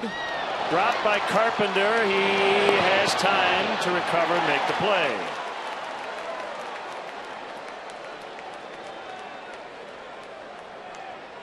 Key there, just not to panic. You've got the catcher running, and that's exactly what Carpenter did. Didn't panic. Comes up empty initially, recovers, and gets him. Johnny Cueto did get his 19th win in that Cincinnati victory over Milwaukee's 19-9. So he's got one more start and a chance to be the Reds' first 20-game winner since Danny Jackson, 1988. And the first Reds right-hander since Sammy Ellis, 1965. Hard chunking Sammy Ellis.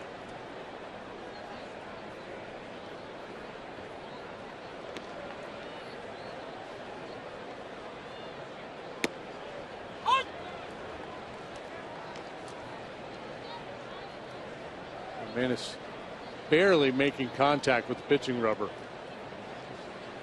Time he's ready to deliver the ball, just a little bit of that back foot is touching the pitching plate. In the hole, backhanded Peralta, stretched by Adams, out at first. What a play by Peralta, and Adams at the other end, and the Cubs go down quickly in the 6th. Something was up because of the look in our eyes.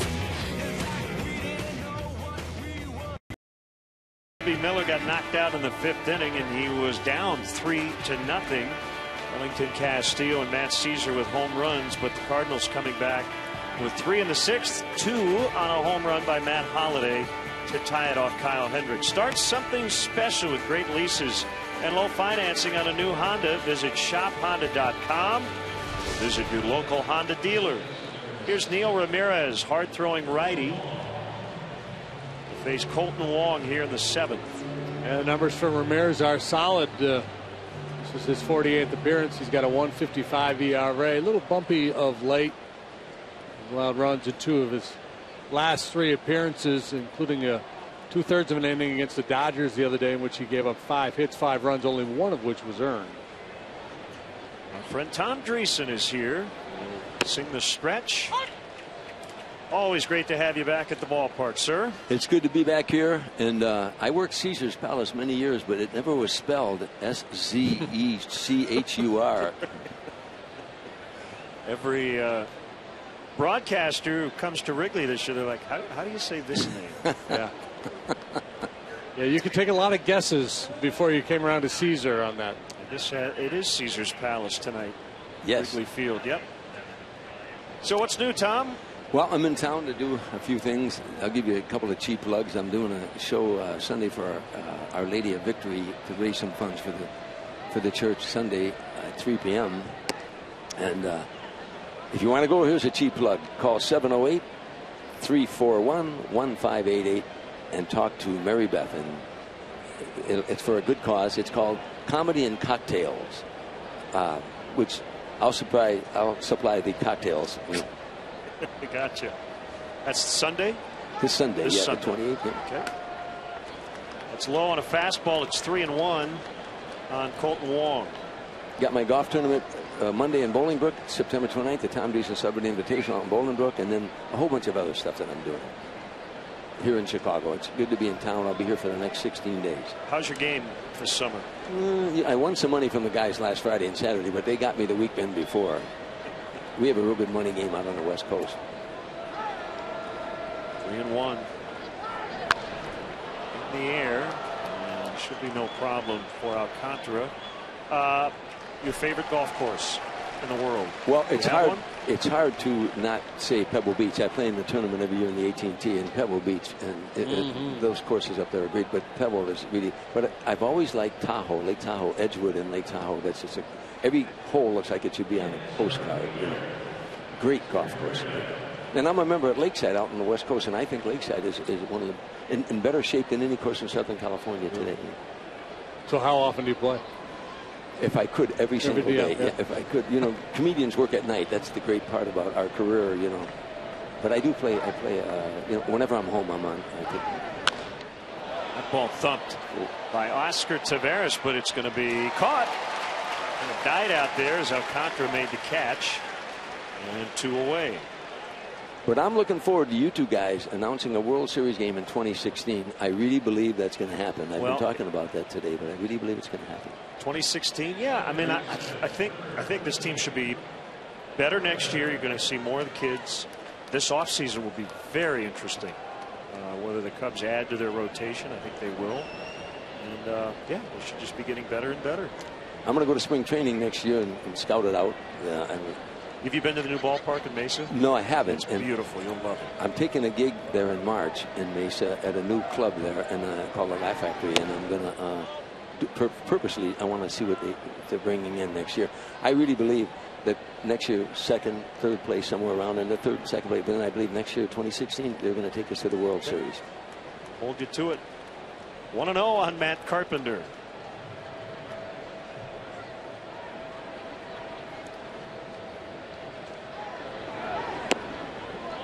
Missed 96 out of the zone. 2 balls, no strikes.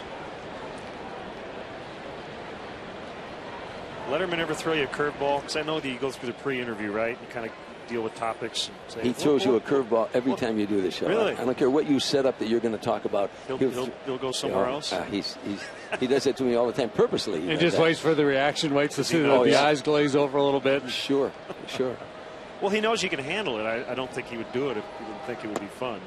You know, one time the setup was, did Frank Sinatra have a sense of humor? And there was a funny story I had about two women in a bar. But the question was, did Frank Sinatra have a sense of humor? Dave said to me, Frank was good with the babes, wasn't he?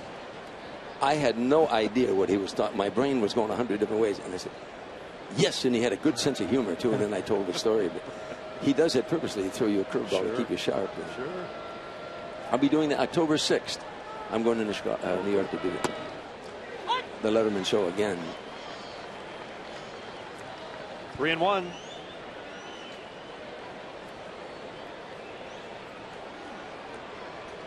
Cardinals tied it with 3 in the 6th. Pirates won tonight, so St. Louis still has a magic number of 4 to clinch the division. That means it will not happen here at Wrigley Field. 3-2. But didn't we witness 3 clinchers last year, and 3 different teams clinched a playoff spot or a division? Yeah, too many. Get a little silly. So, as a working comic still, how busy are you? I mean, you scale back? You're still grinding away? You know, I'm on the road all the time. I always say, you know, I'm busy. Never mistake activity for achievement, but I'm busy, you know. Open their walks. I've been doing a one-man show around the country called An Evening of Laughter and Memories of Sinatra, where it's a 90-minute show. I do it in theaters where I do stand-up comedy, but then I segue over to a bar, and the lights go down low, and Frank comes on the screen singing. It's 2:45. There's no one in the place. And so I let that mood set in, and then the light hits me, and the audience is now in a bar with me, and I've come home, and I take them on a journey of a little boy who heard Sinatra in Harvey, Illinois, on the jukebox shining shoes, when I was shining shoes, and one day carrying his coffin out of a church in Beverly Hills. So I take them on that journey with a lot of laughs, with a lot of tears. So that show is keeping me busy. I'm Jay with 2 outs, a man on. See if that holds up. It will. Ready to sing time? Here we go. Tom Dreesen. Time now for the 7th inning stretch. It's brought to you by Budweiser. For Take Me Out to the Ball Game, comedian Tom Dreesen. Cub friends, are you ready? A 1, a 2, a 3. Take me out to the ball game. Take me out with the crowd. Buy me some peanuts and Cracker Jack. I don't care if I ever get back, and we'll root for the Cubs. If they don't win, it's a shame. For it's 1, 2, 3 strikes, you're out at the old ball game. Let's go, Cubbies!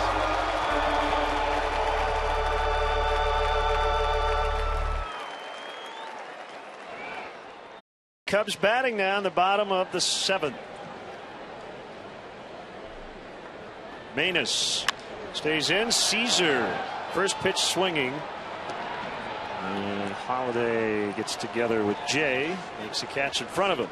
Ball pitcher gets a fly ball out. Yeah, I was going to say, not a bad idea for Caesar to attack that pitch, because you're looking to get something up from Manus that you can, you know, get airborne. He got 3 ground ball outs last inning, so that's the game plan against him. Get the ball up. If you see it down around the knees, let it go. That pitch was up, but Caesar just not able to do a whole lot with it.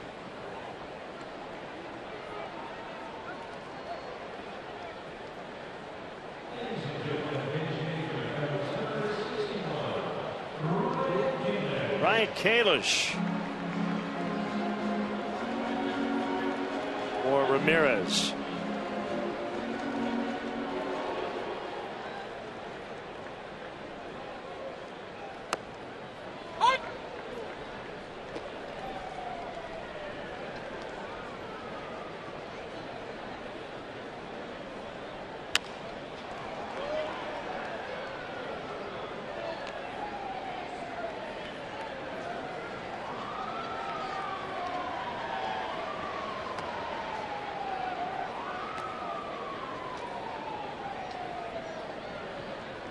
Pedro Strop will get the 8th.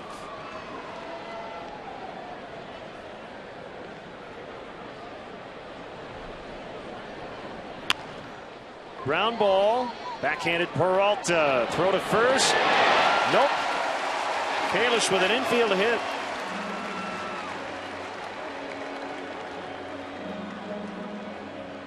The book on Johnny Peralta is pretty simple. If he gets a glove on it, he'll usually make a strong throw. He just had so far to go to get it that Kalish was going to beat it out. Not a ton of range, but he's pretty sure-handed there at short. Yeah, I haven't looked recently, but earlier the advanced metrics really liked his defensive work this year. Yes. And he's obviously been a big plus for them offensively. According to Baseball Reference, yes, his D WAR, he's been worth almost 3 wins according to that number with his defense alone. Johnny Peralta, 5.9 WAR. That is, yeah, one of the best players in the National League according to that WAR number.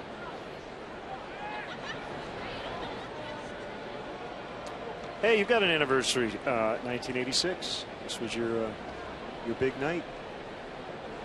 Yeah, struck out the first 8, September 23rd, 1986. Happy anniversary. Thank you. I was waiting for the cake to come in, but recently tied by Jacob deGrom of the Mets. You got chips last night. You chose to do them as your business.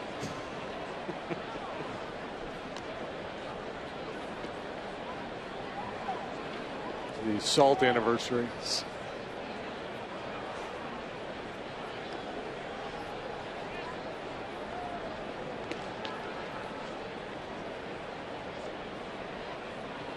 Two strikes on Alcantara. Mike Matheny has been not afraid to call Seth Maness' name lately. Recent homestand, 5 appearances in 7 days.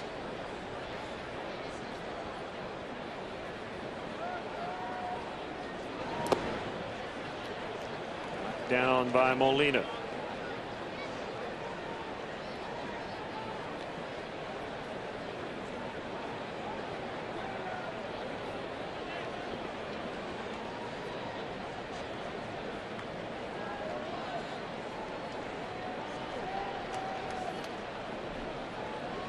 Kind of guy you like to have on your staff to come in a critical situation with a couple of men on base to get you a double play ground ball.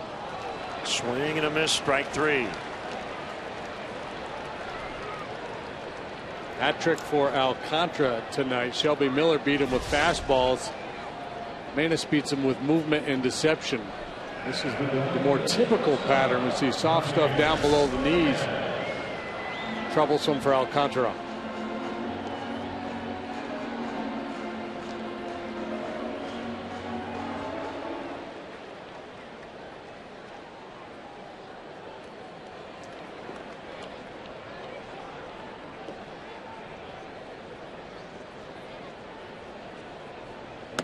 Proved to be a decent matchup for Baez. He had a pitch to hit there and took it.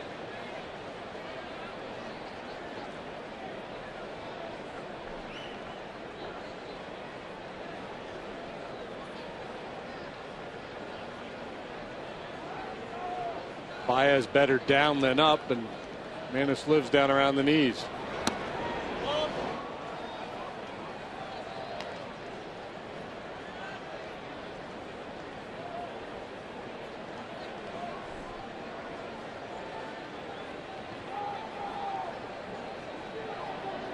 Rizzo on deck. 1-1. Bounced right to second base. Easy play for Wong to end the inning. 3-3 after 7.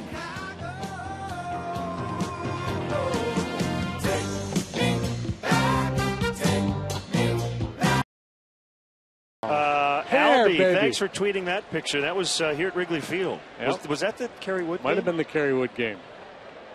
I had hair and everything. Wow. Put that back up.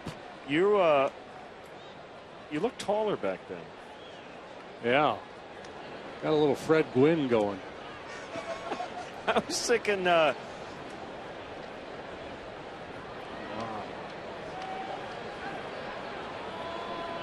What about Brad Garrett? Maybe a little Brad Garrett going on there. Little Kevin Nealon.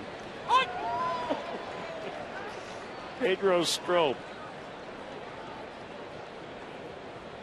Everybody loves Deshays. That's the new show.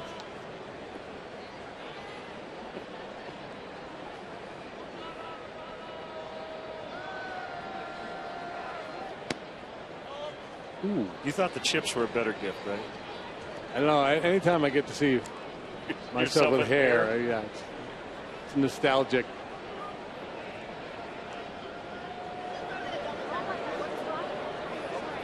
Need to get that little one a win.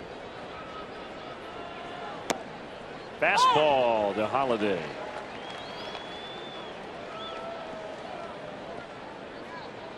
Holiday, as he has been so many times this year for the Cardinals, the offensive hero for them tonight so far in this 3-3 game. 2-run home run off Kyle Hendricks in the 6th. That'll be a fair ball. Soler picks it up. Here's the throw to second. Just a little late. Holiday with a leadoff two-bagger. It was so much fun to watch Soler play right field because of the big arm, the potential to make plays. And even though he doesn't get Holiday here, he plays it well, gets the cam, turns, fires a seat into second base. Holiday hustling all the way out of the batter's box has himself a leadoff double. Yeah, his throws don't seem to tail. They're pure and true four-seamers right on the money. Yep. Right over the top with carry. So trouble here for Strop. Go ahead run in scoring position. 97 down in the zone.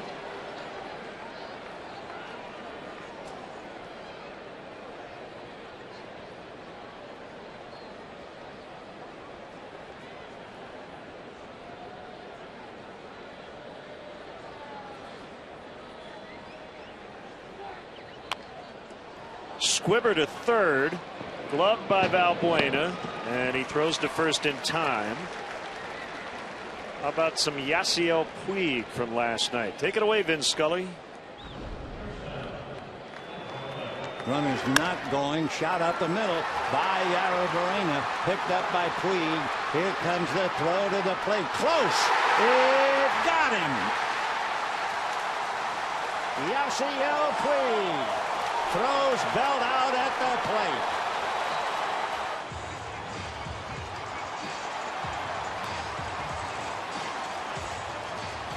A thing of beauty.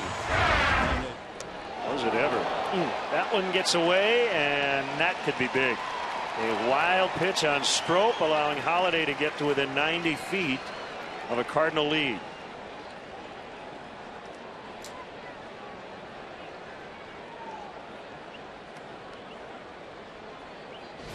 Forces the infield in. Steal a little late.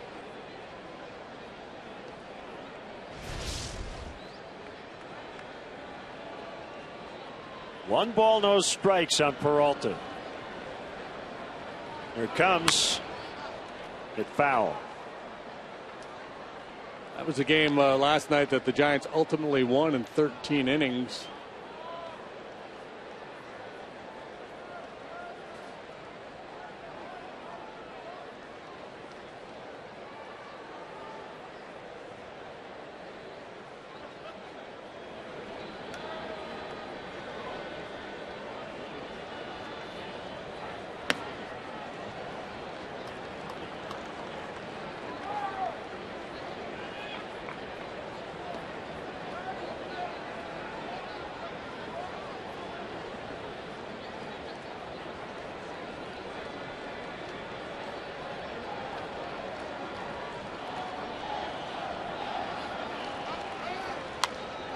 On the hands and fouled.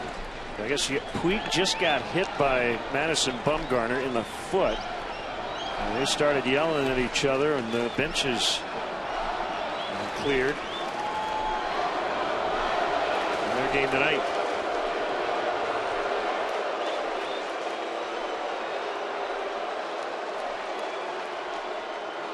Dodgers lead 1-0 in the first. I highly doubt that Bumgarner was trying to hit Puig, and if you are trying to hit somebody, you don't hit him in the foot.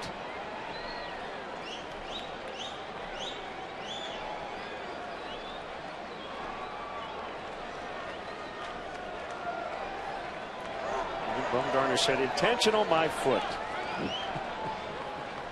Of course, if you're Puig and you get hit in the foot, that hurts a lot. Yeah. You can understand him reacting a little bit.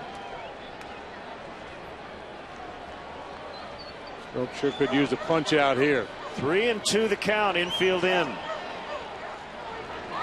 Swing and a miss, strike 3.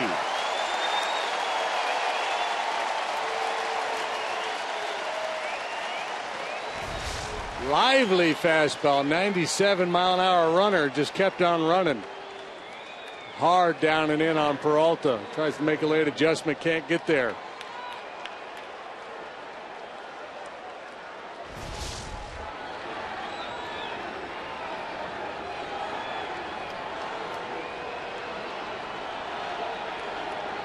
Infield back, Molina, ground ball, backhanded by Valbuena. Inning over. Strop gets out of it. The leadoff double, the wild pitch, but Holiday left at third.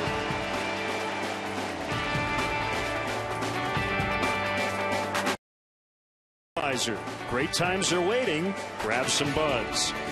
Ford, manufacturers of America's best-selling brand. Check out our best-selling lineup at your local Ford store or online at localfordstores.com.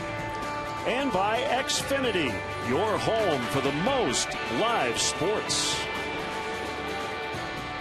Good ball game tonight. 3-3 as the Cubs will bat in the bottom of the 8th. Rizzo, Soler, Valbuena.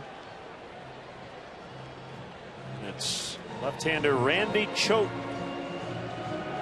Choate for Rizzo. We'll see if he stays in for Soler or not. There is action in the Cardinal bullpen. Martinez looks like he's back up and throwing. Choate, the veteran, sinker slider guy, finesse pitcher.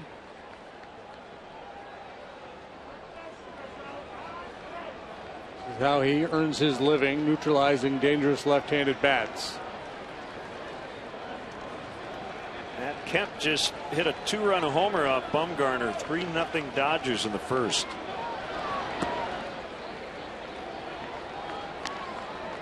The bubble machine working in LA tonight.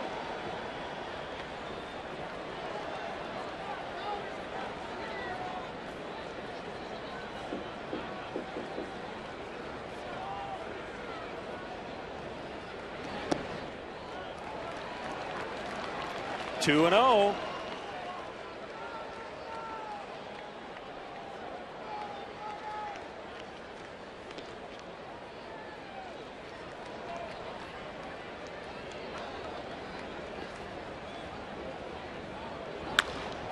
Fly ball deep to left. Holiday back on the track, and he's got it right in the vines. The look says it all. Rizzo just missed one. He's done such good work this year against left-handed pitching. Bid for his 3rd hit of the night. Just misses, and that's going to do it for Choate. I mean, this is a tough pitch. Slings it up there, down around the knees. Rizzo really using that lower body to drive through that ball. Just doesn't quite get enough of it to get it out of here. Looks like Carlos Martinez will be the man when we return.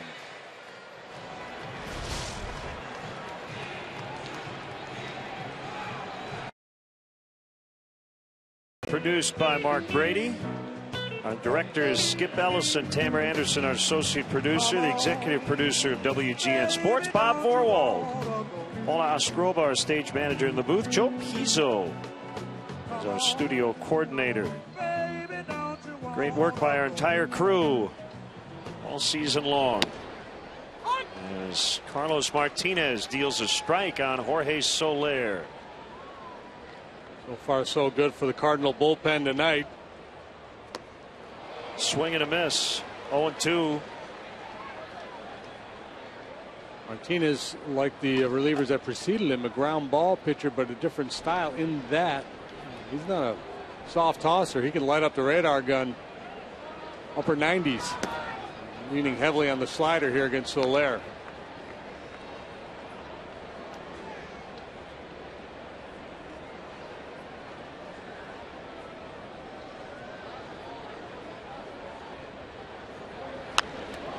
Fouled off.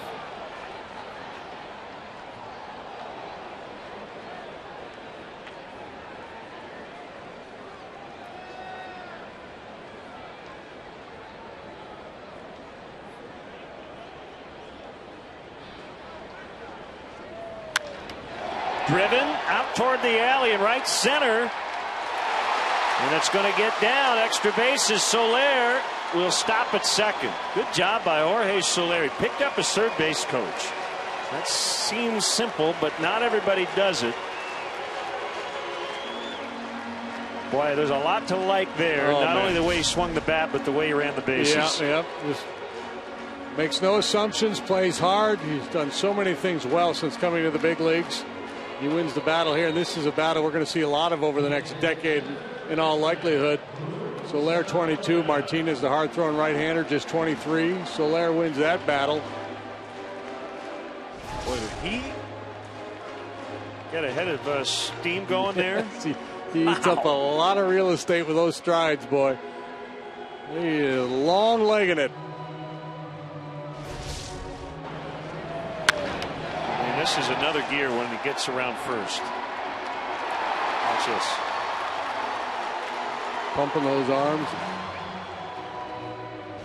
Great base running. One out in the inning. You want to give yourself a chance to get to third base if there's any little miscue out there in the outfield.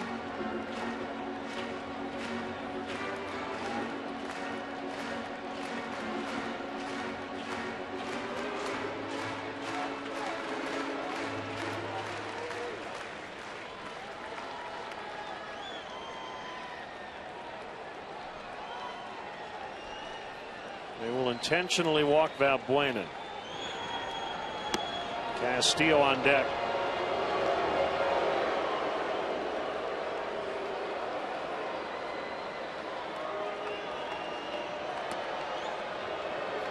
Mike Matheny taking his team to the postseason for the third consecutive year. Just turned 44 yesterday.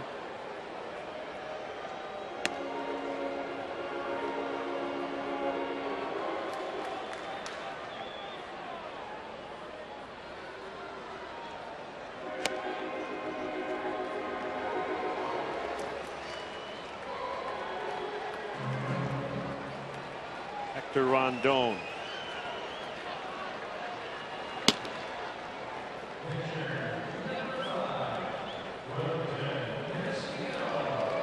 Castillo homered his first time up. He's 1 for 3 tonight. It was a 2-run blast to start the scoring.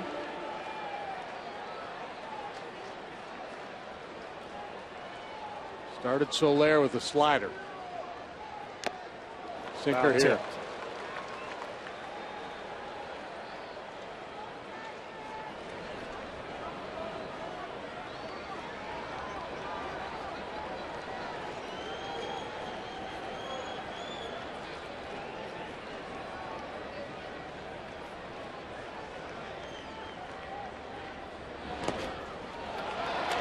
Will hold. Again, a good job by Soler. He had a good read on it. He had probably got about a third of the way, 30 feet down the line toward third before he put on the brakes. Able to knock this ball down and then quickly get after it, and that was enough to shut down Soler.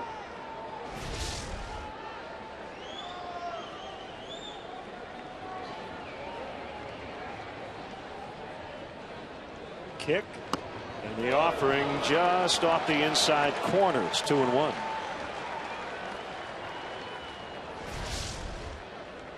Molina try to steal this one for his pitcher and cradle it and pull it back to the plate, but it was off the plate inside.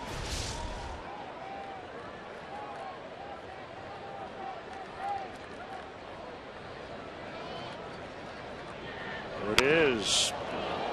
Now that one into the Cubs dugout.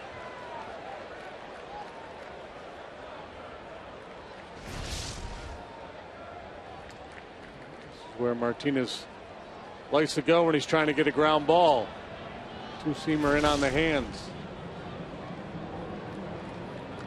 Molina feels like he's got him set up for a slider away here. The end of the bat that time.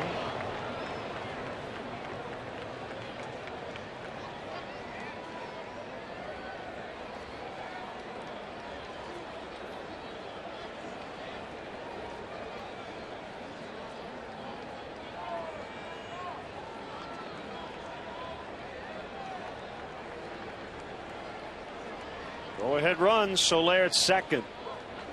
Swing and a miss. Strike 3. So 2 outs. Well, Leica will be called back. It'll be Chris Coghlan instead. He doubled up with the slider. The first one was up a little bit, and Castillo able to foul it off. This time well executed, moving off the plate down below the knees.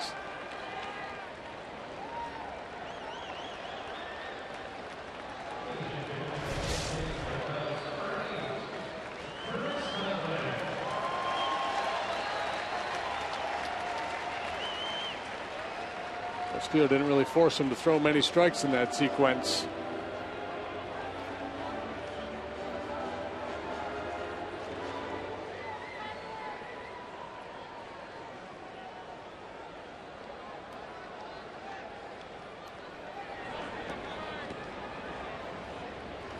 Coghlan hitting .342 since August 31st.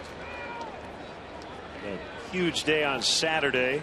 2 homers, including the game winner against the Dodgers. And he fouls to the net. A little bit behind 97, but that running fastball away to Coghlan really plays to his strength. That's a ball he routinely hits on a line out towards left center field. 7 out of his last 13, covering 4 ball games, including a 4 for 4 with 2 long ones.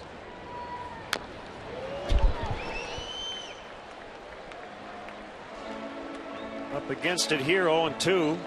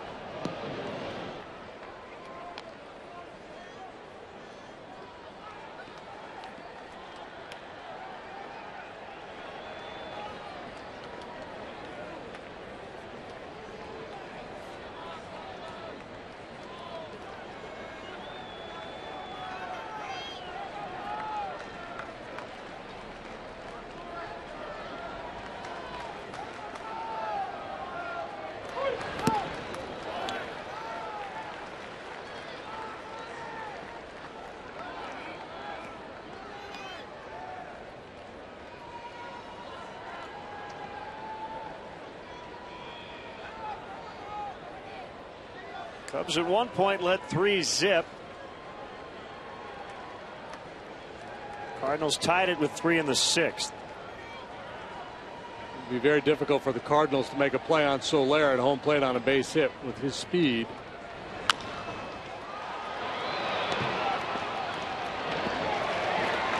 Martinez almost got an Adams way there at first. Inning over. We go to the 9th, tied at 3.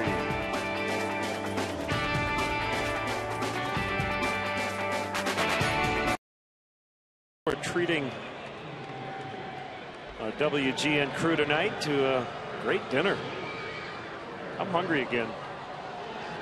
Yeah, we might get some of that up here now, because we might be playing 12 innings tonight.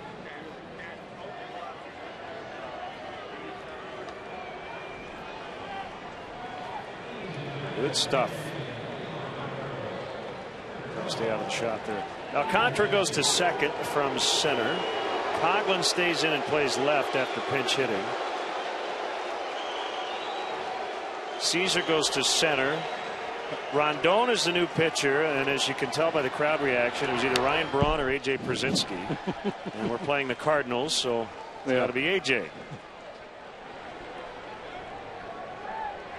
A.J.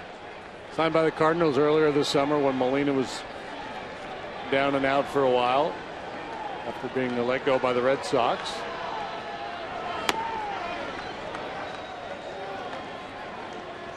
Rondon delivering the cheese at 97. By the way, Ricky came out just to check on that play to end the bottom of the eighth. Pitcher and the first baseman came together, lifted to left. Coghlan has it. It might have been hard to tell from the dugout who actually got the ball. If Martinez had caught it, he was not on the bag, but Adams did, and he was. And there's your video evidence to support it. So Adams caught the ball. Foot's on the bag.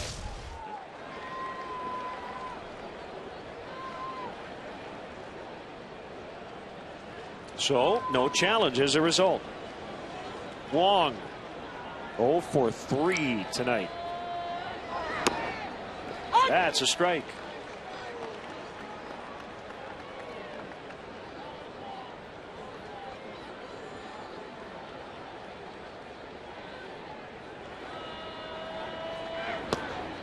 Fastball got away.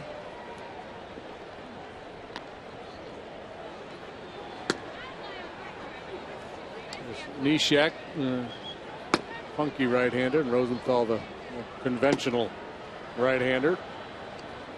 Bullpen coaches Blaze Ilsley out there, former left-handed pitcher, spent some time with the Cubs. Knocked down by Rondon. He's got plenty of time to get the out.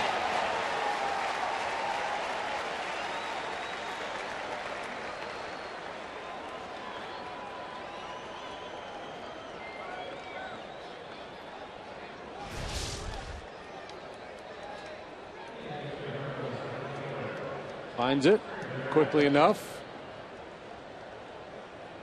2 quick outs. That's kind of the norm with Rondon. It's just pretty drama free in most of his outings.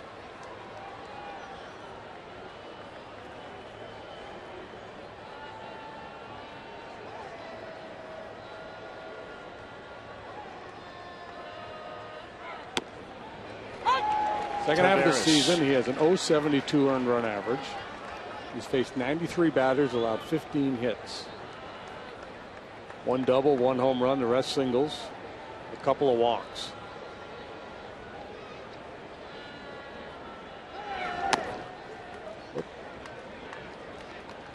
Fell off that one a little bit.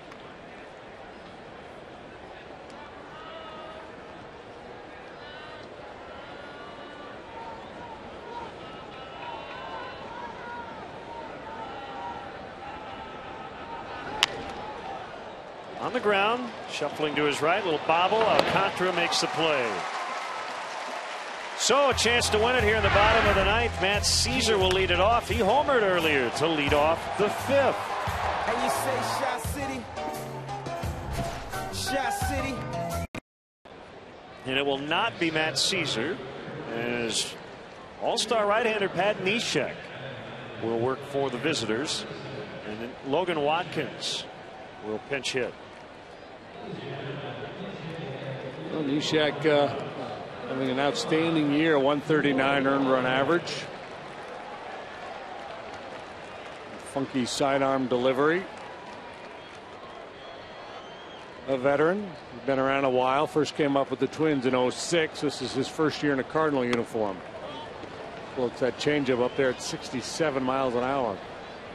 Speedy Peter Borges now in center.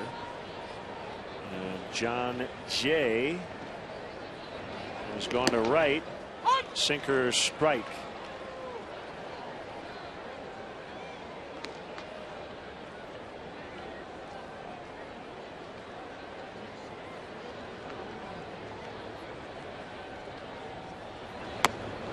No leg kick really whatsoever. Yeah, just a funky Delivering, he gets a lot of swings and misses at his fastball. That delivery upsets the timing of the hitter. He's having a big strikeout year. Hardly walks anybody.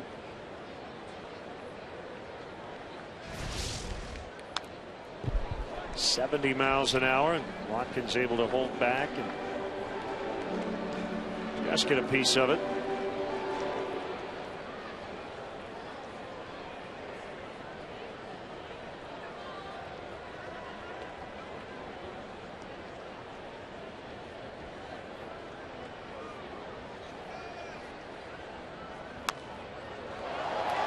.67 that time on the changeup, and Molina made the catch. What a play.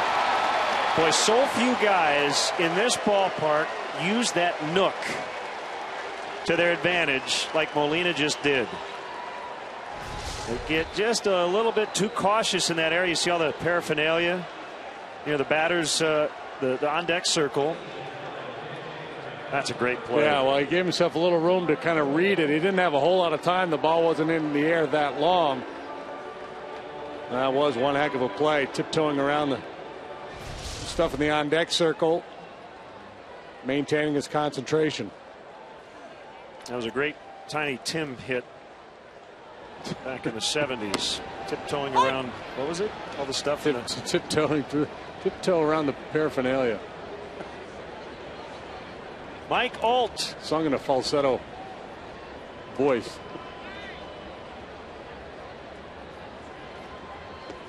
Swing and a miss. He might have been on the Tonight Show with Tom Dreesen sometime. He may have.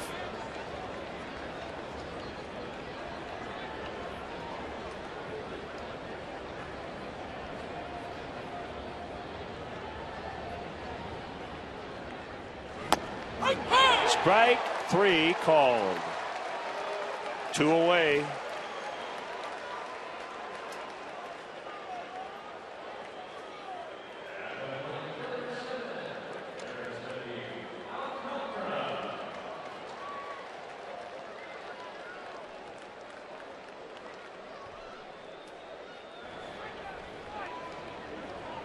Neshek's worst outing of the year came against the Cubs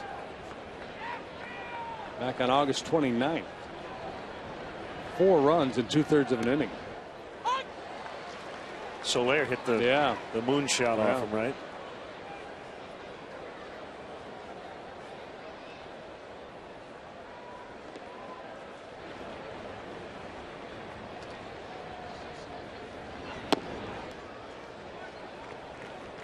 What you have to, you see that delivery, you think, well, he doesn't throw very hard, but for a guy who throws with that sidearm delivery, he does throw hard. Yeah, he can get up to 92. Yeah, and then you throw that off-speed pitch at 67. It gives you a whole lot to deal with as a hitter.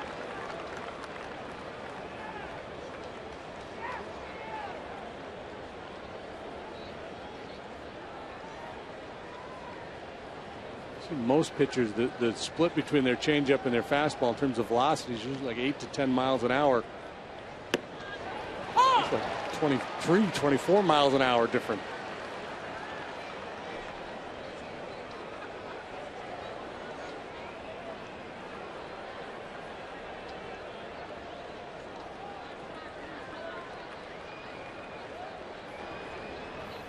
Swing and a miss. Strike 3. We will head to the 10th. And a 3-3 tie.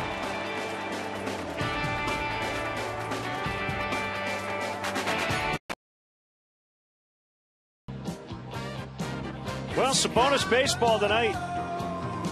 3-3 through 9. Cubs are 7-10 in extras. The Cardinals are 6-5. Watkins stays in and plays second. Alcantara center to second to center.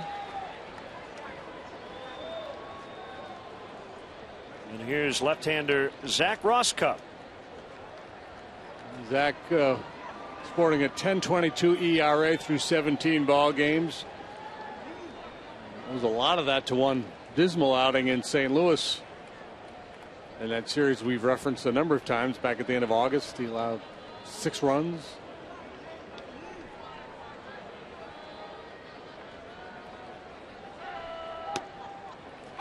Good start. Two-seam and a four-seam fastball and a slider.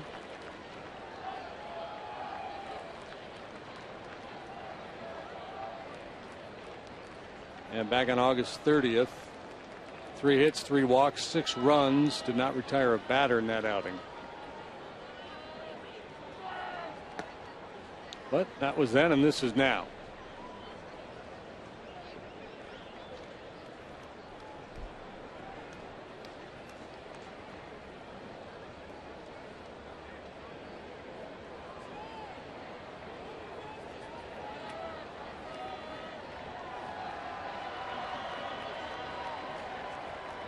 Carpenter's been on base all night long. That's what he does. Couple walks, couple knocks. Ball and 2 strikes.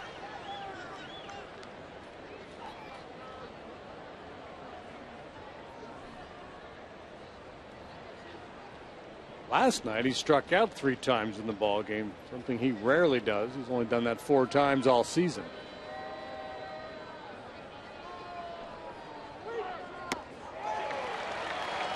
He struck him out.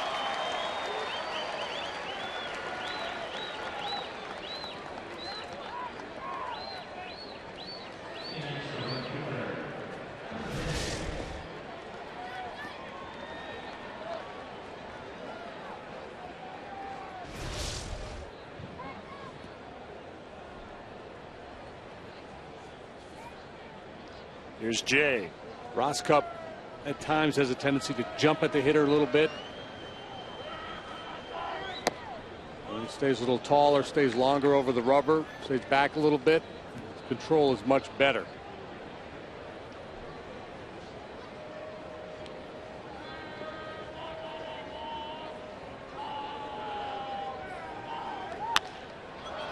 Fly ball to left. Drifting Coughlin's got it.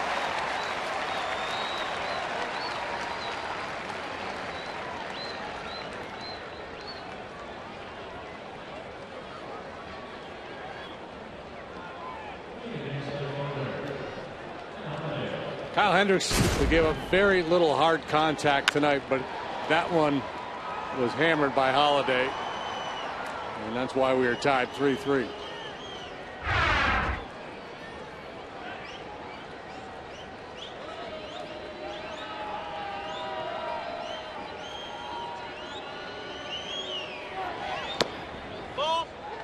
Low. Castillo hitting himself in the chest, telling Roscup, I cost you that one. He really pancaked that fastball.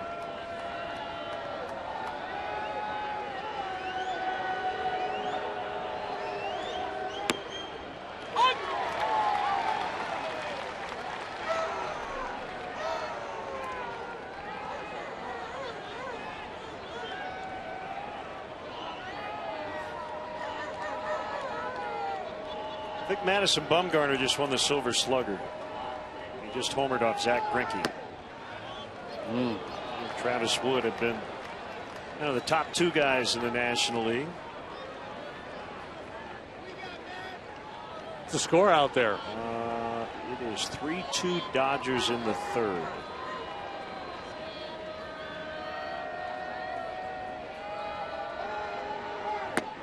Good pitch. 2-2. Home run number 4 on the year for Bumgarner. Make a living down there, Zach.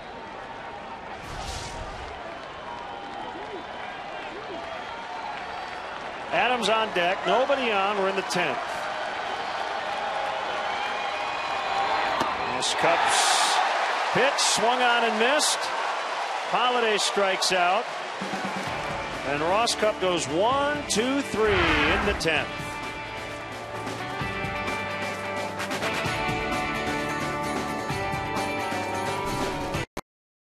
That's a selfie. And a photobomb. Got it all in one.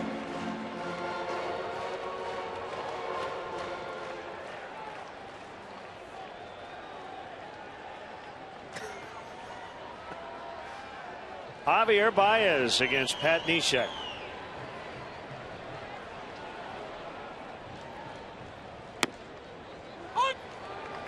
sliders strike.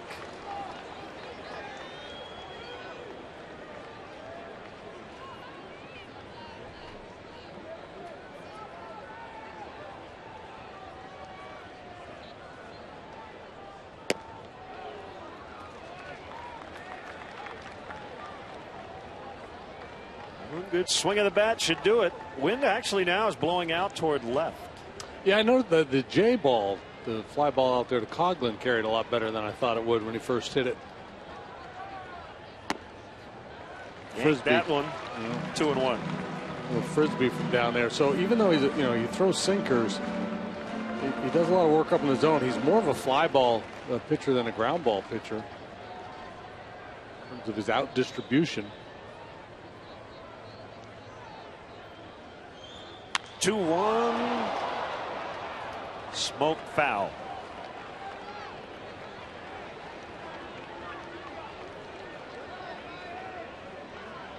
Second inning of work for Neshek. 2 strikeouts. 1-2-3 ninth. Miller, Lyons, Manus, Choate, Martinez, Neshek. Cubs have used Hendricks, Grimm, Ramirez, Strop, Rondon, Ross Cub. He got him.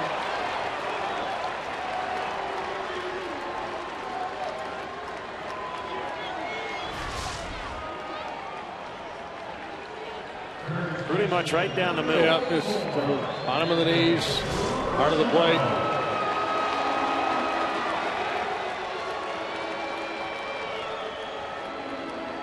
It has been an education for Javier Baez. 3 more strikeouts tonight.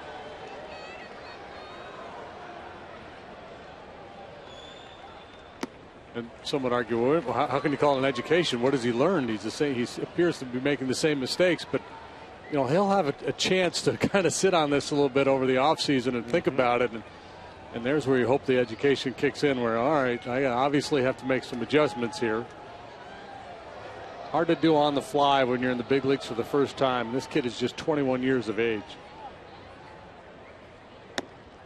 He has now struck out 88 times, 48 games.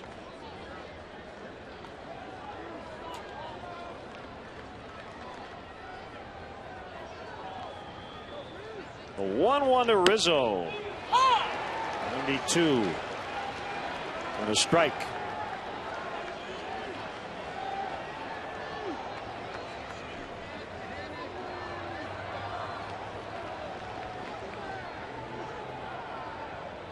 Neshek gets the sign he wants.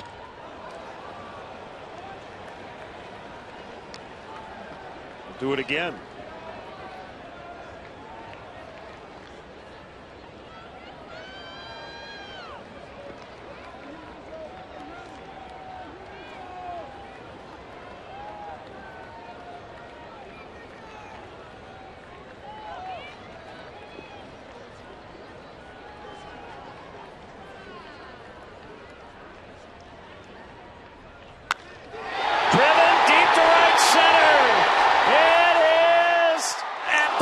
Of the wall, and it's going to be in the ivy, and actually Borges went in and pulled it out, which was a bit risky. He was lucky to find it.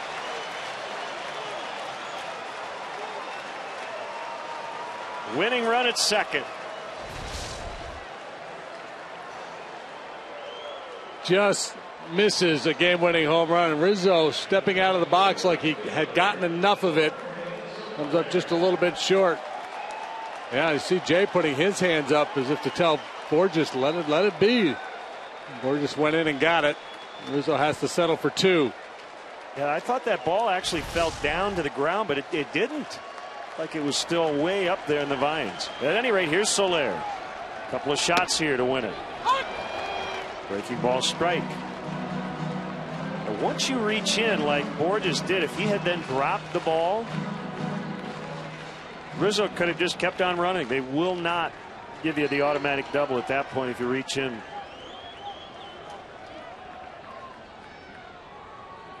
The 0-1 pitch, fouled back.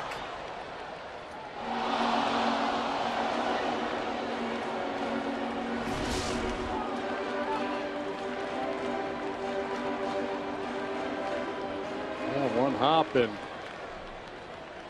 Jay's putting the hands up saying, dead ball. Don't go get it. I'm not sure that's the same ball. It could have been a different ball. I thought that it ended up a little lower, but whatever. A ball was thrown back to the infield. That's going to be a fair ball. Cue shot to first.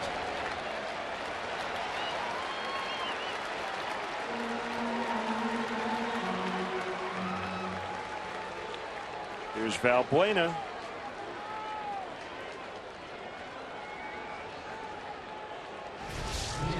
We might be onto something here. Well, there was a leaf that ended up going. Okay, so see if we can watch the ball. So the ball. I thought it was going down. I don't know if it ever got that high. Maybe it did. Maybe it did. Better story if it didn't. Yeah.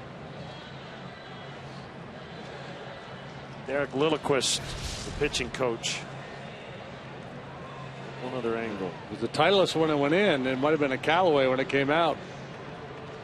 Okay, yeah, it's the same ball.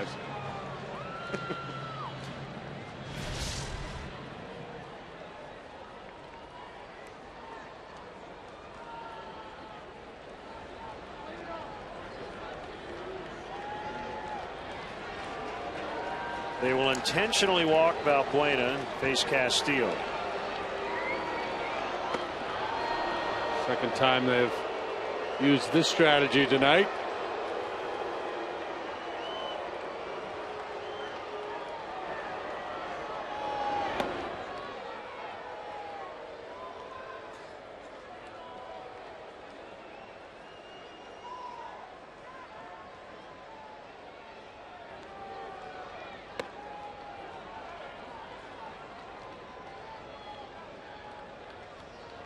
In the eighth, it was with Soler on second and one out, so it set up a double play possibility. Castillo struck out, Coghlan grounded out to end the inning.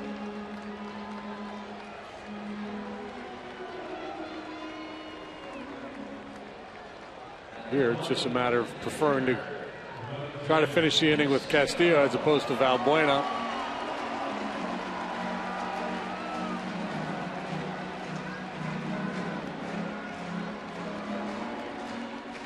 Walks the lefty to get to the righty. Neshek's been good against left-handed hitters this year.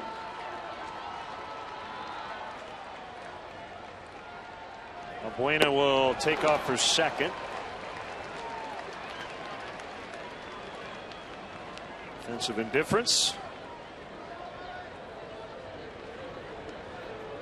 Just stay out of that force play, but at this point he really can't advance.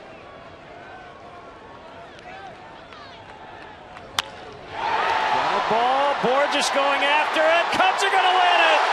Cubs win. Castillo knocks in his third of the night. 4-3 the final in 10. Be careful, guys. Don't get hurt.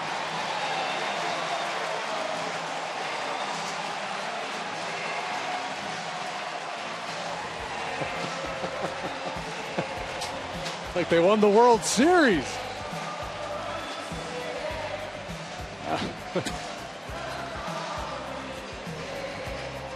Didn't know the celebration, including throwing the rosin bag. Yeah, well, at the that's guy. a new one. Wellington, he's saying, hey, and walk that guy in front of me, I'm going to make you pay. Borges, tremendous speed out there in center field, but he was very shallow. Couldn't run that one down. Rizzo with the one-out double scores the game winner. So the Cubs a winner and a chance for a series win tomorrow night.